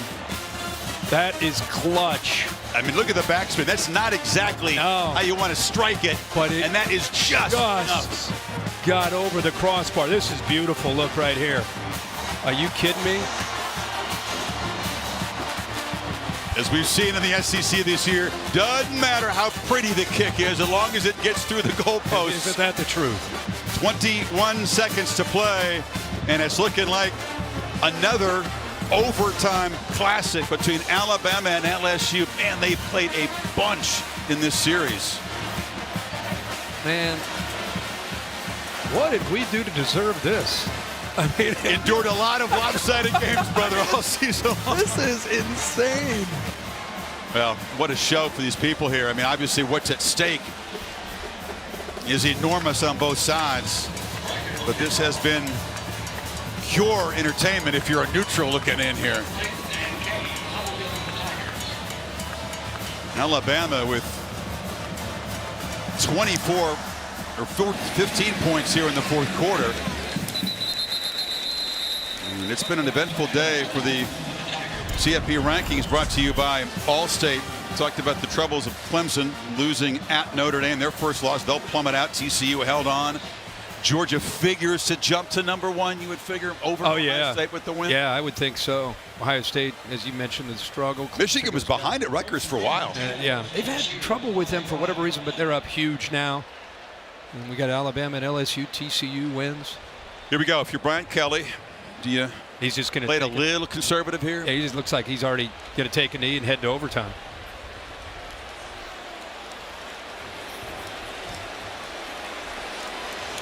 The crowd's not feeling that. Well, it's a sensible decision, I think. Yeah. What a 4th quarter. Incredible.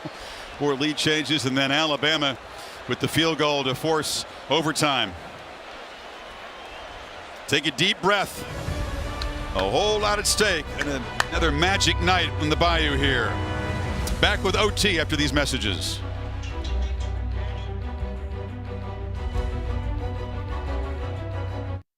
Coin toss, second one tonight. Ken Williamson will flip it in the air, and we'll see who's going to go on defense first, because that's always the call if you win the toss, of course.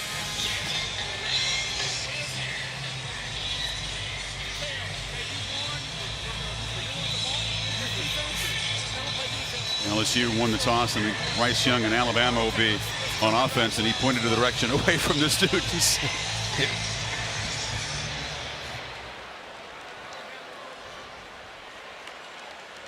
Just got to take a deep breath after all the excitement of the last few hours here. Of course, the rules have changed in recent years. Should this thing extend beyond the first overtime period, you got to go for two after a touchdown, start with the second OT, and then after that, it's just a two-point conversion contest, of course. Can you stand it if it comes down to that? When does that start? After which possession? The third overtime. Third overtime, okay. Was it Penn State, Illinois that went back and forth? There were something like 9 failed two-point tries in a row. Just kept going and going and going. Will Reichard with that clutch field goal to force this OT. Comes the kicking career scoring leader. 387 points. Surpassing Lee Tiffin, who was a clutch kicker for the Tide. So now, Bryce Young right back to work. Bill O'Brien thinking, what's my best stuff here?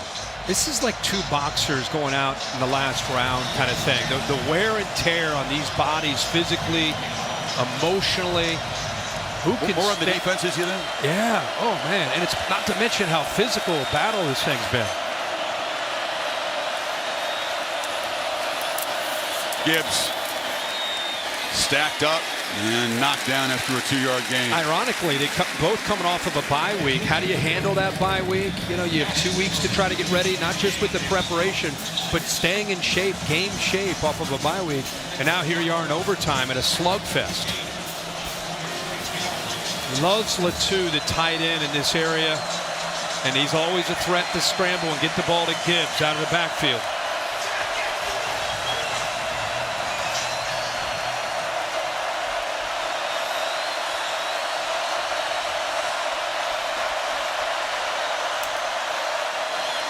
Young sidesteps traffic, motors right on cue. Kirk, it's a first down. He's at the 11. The escapability, the improv skills. Yeah, they play man-to-man, so this is much like what we've seen with Daniels on the other side.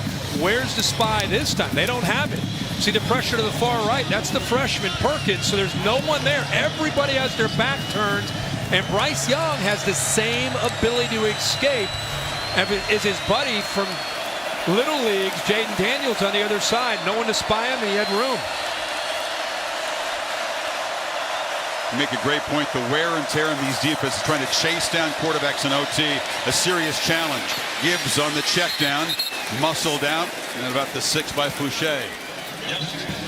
Yeah, the two guys that they're, of course, wanting to make sure they give special attention to is Gibbs out of the backfield, and the big tight end, Latu, because of his matchup concern at 6'5", 245, and has great hands and athletic ability. He's tough for a backer or a safety.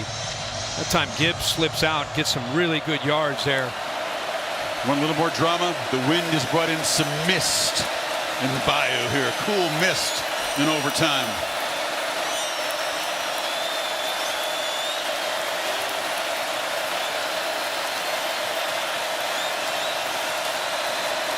Young looking to his right, throws to the end zone, batted in the air, incomplete. Fouché got a hand in on Brooks that time. Boy, he watched Brooks the whole time coming on the blitz. Watch his eyes. He's watching him right now. He sees him, got the slant, boom. And then pretty good coverage again by Bernard Converse with the left hand. Try to keep that right hand off from grabbing onto the hip, but the left hand works around to knock that ball away, but he read Brooks on the blitz to give him that potential slant. What a game Bernard Converse has had tonight. And he's played incredibly well. The pick earlier, 3rd and 4.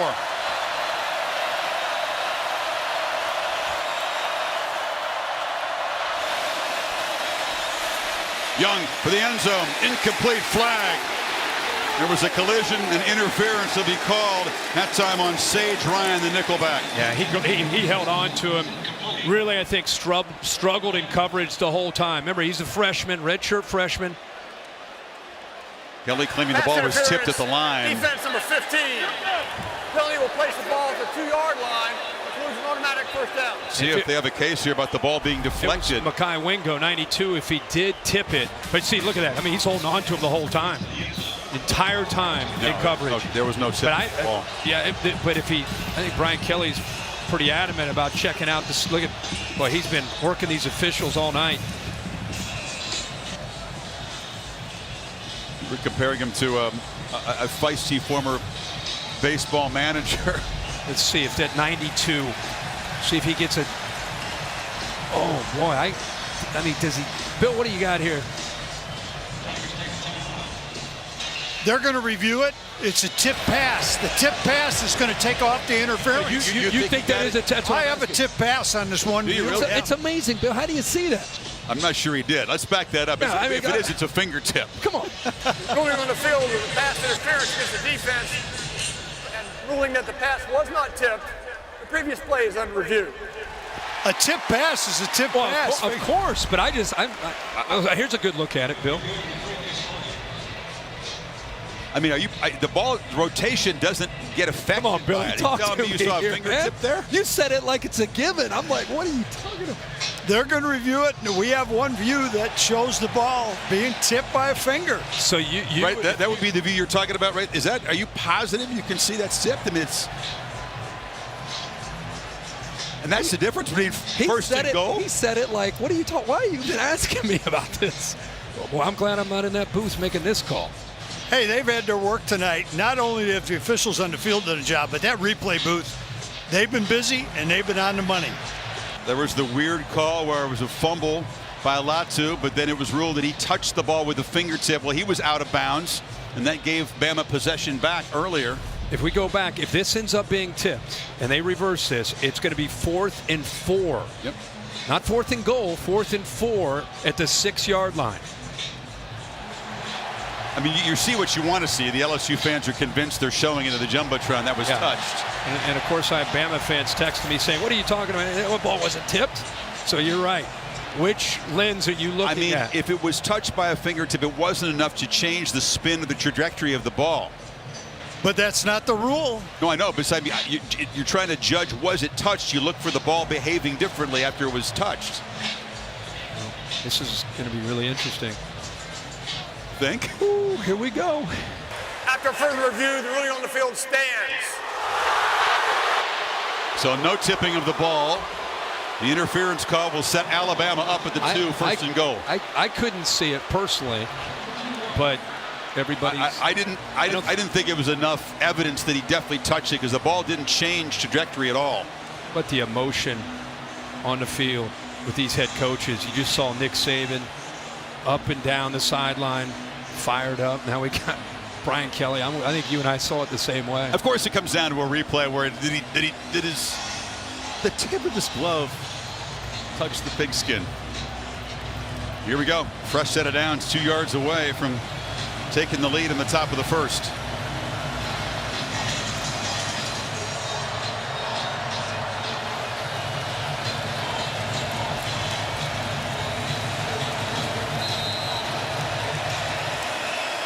Six-0 lineman in for Bama.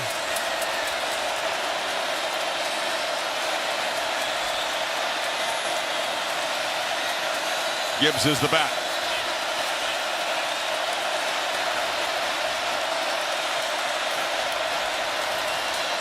Gibbs has it, but doesn't get there. Stopped at the 1, second down. Yeah, they're slanting, angling that way. Gibbs runs hard for a guy that's so fleet-footed, 5'11", 200 pounds. He has an ability to get behind his pads, lower his shoulder, but a good job there by that LSU front. All those days on the squat rack trying to build leg strength. And then, of course, there's just the will. Oh, yeah. To get the job done. Wardell Williams, the power back, is in.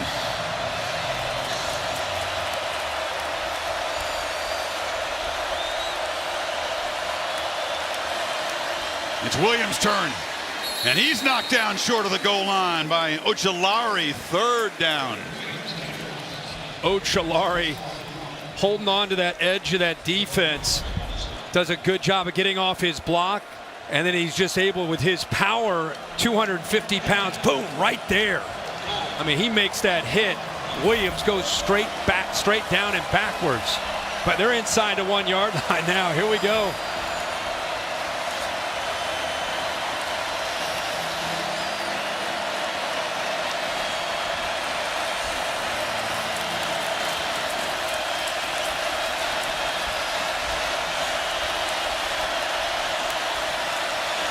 Wardell Williams puts Alabama on top with his 2nd touchdown tonight.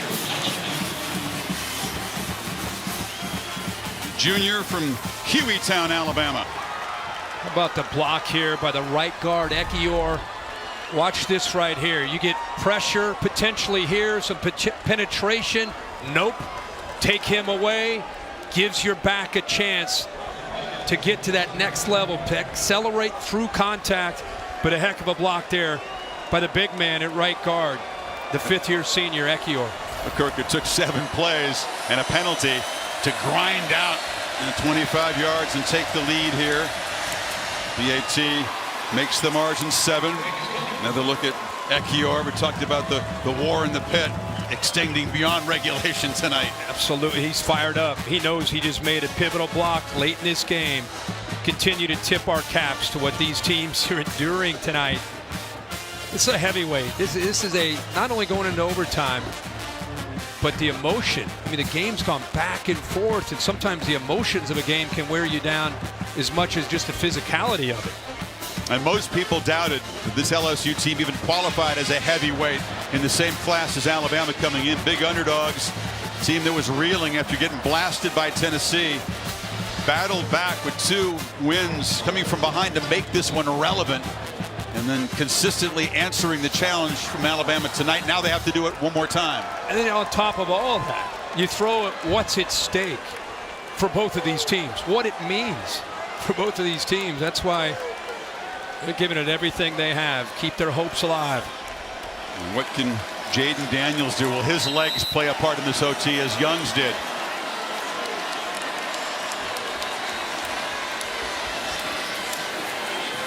Keeper escapes, makes a cut. Daniels in space. He'll score!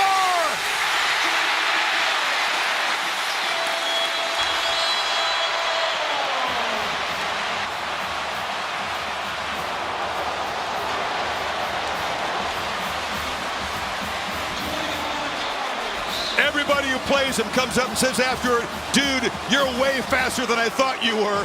Alabama will be the latest team to say that. That's what an answer. Look out, he's going for the win right now. Kelly says, forget kicking a PAT here and playing for double OT. We're going for 2 and the dub and control of the SEC West. What an enormous call. Alabama's going to call a timeout, I'm sure, to try to get everybody on the same page. How about the aggressive approach by Brian Kelly here? Aggressive's one way to put it. Wow. Yeah. Timeout in Alabama here. I think Kelly charged down too to call a timeout on this side. Another look at this touchdown run. Yeah, it's a zone read right here. So he's trying to figure out if he's going to collapse down or stay wide. He decides to pull it. But what's impressive are the blocks. 1, 2, and eventually 3. The running back that gets downfield, Williams. Look at these guys trying to help out and making blocks. I look to the right. Are you kidding me? These receivers blocking like that? And so Daniels is fast, but Taylor, the freshman, makes a heck of a block along with the receivers downfield. And how about this call here? I mean, Alabama had 12 guys on the field there, not totally prepared for what Kelly was apparently deciding to do. I'm telling you, it's cojones, can you say, to go for the win right here? Must have thought, hey, if they score and we score, we're going for 2. I like it. It shows that you believe in your players. You're seeing more and more of this in the NFL. Players respond to it. Brian Dable's doing that with the Giants after all this. comes down to one play to win. NFL doesn't have the same significance in the regular season as college football, though. 3 plays for the win. Alabama sees the personnel, is able to have time to adjust and get their bigger defensive linemen in. Bama's got to get a stop or their playoff hopes are over. Wow. They still had an extra guy in the field, barely get him off. Daniels for the win. Caught! It's good! LSU does it! Mason Taylor!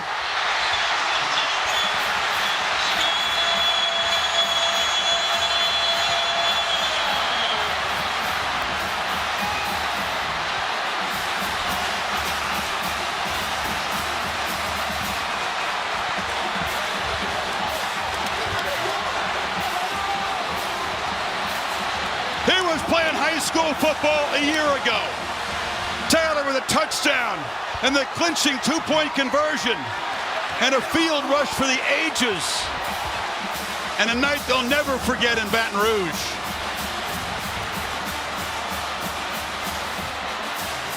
Brian Kelly, aggressive, and it pays off.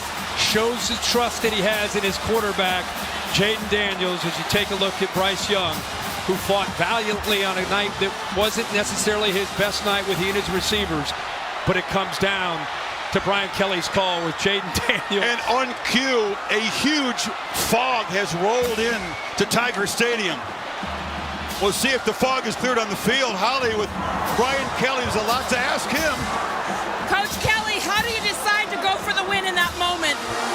It just felt like the right time. Our guys, they played so hard and bit emotional.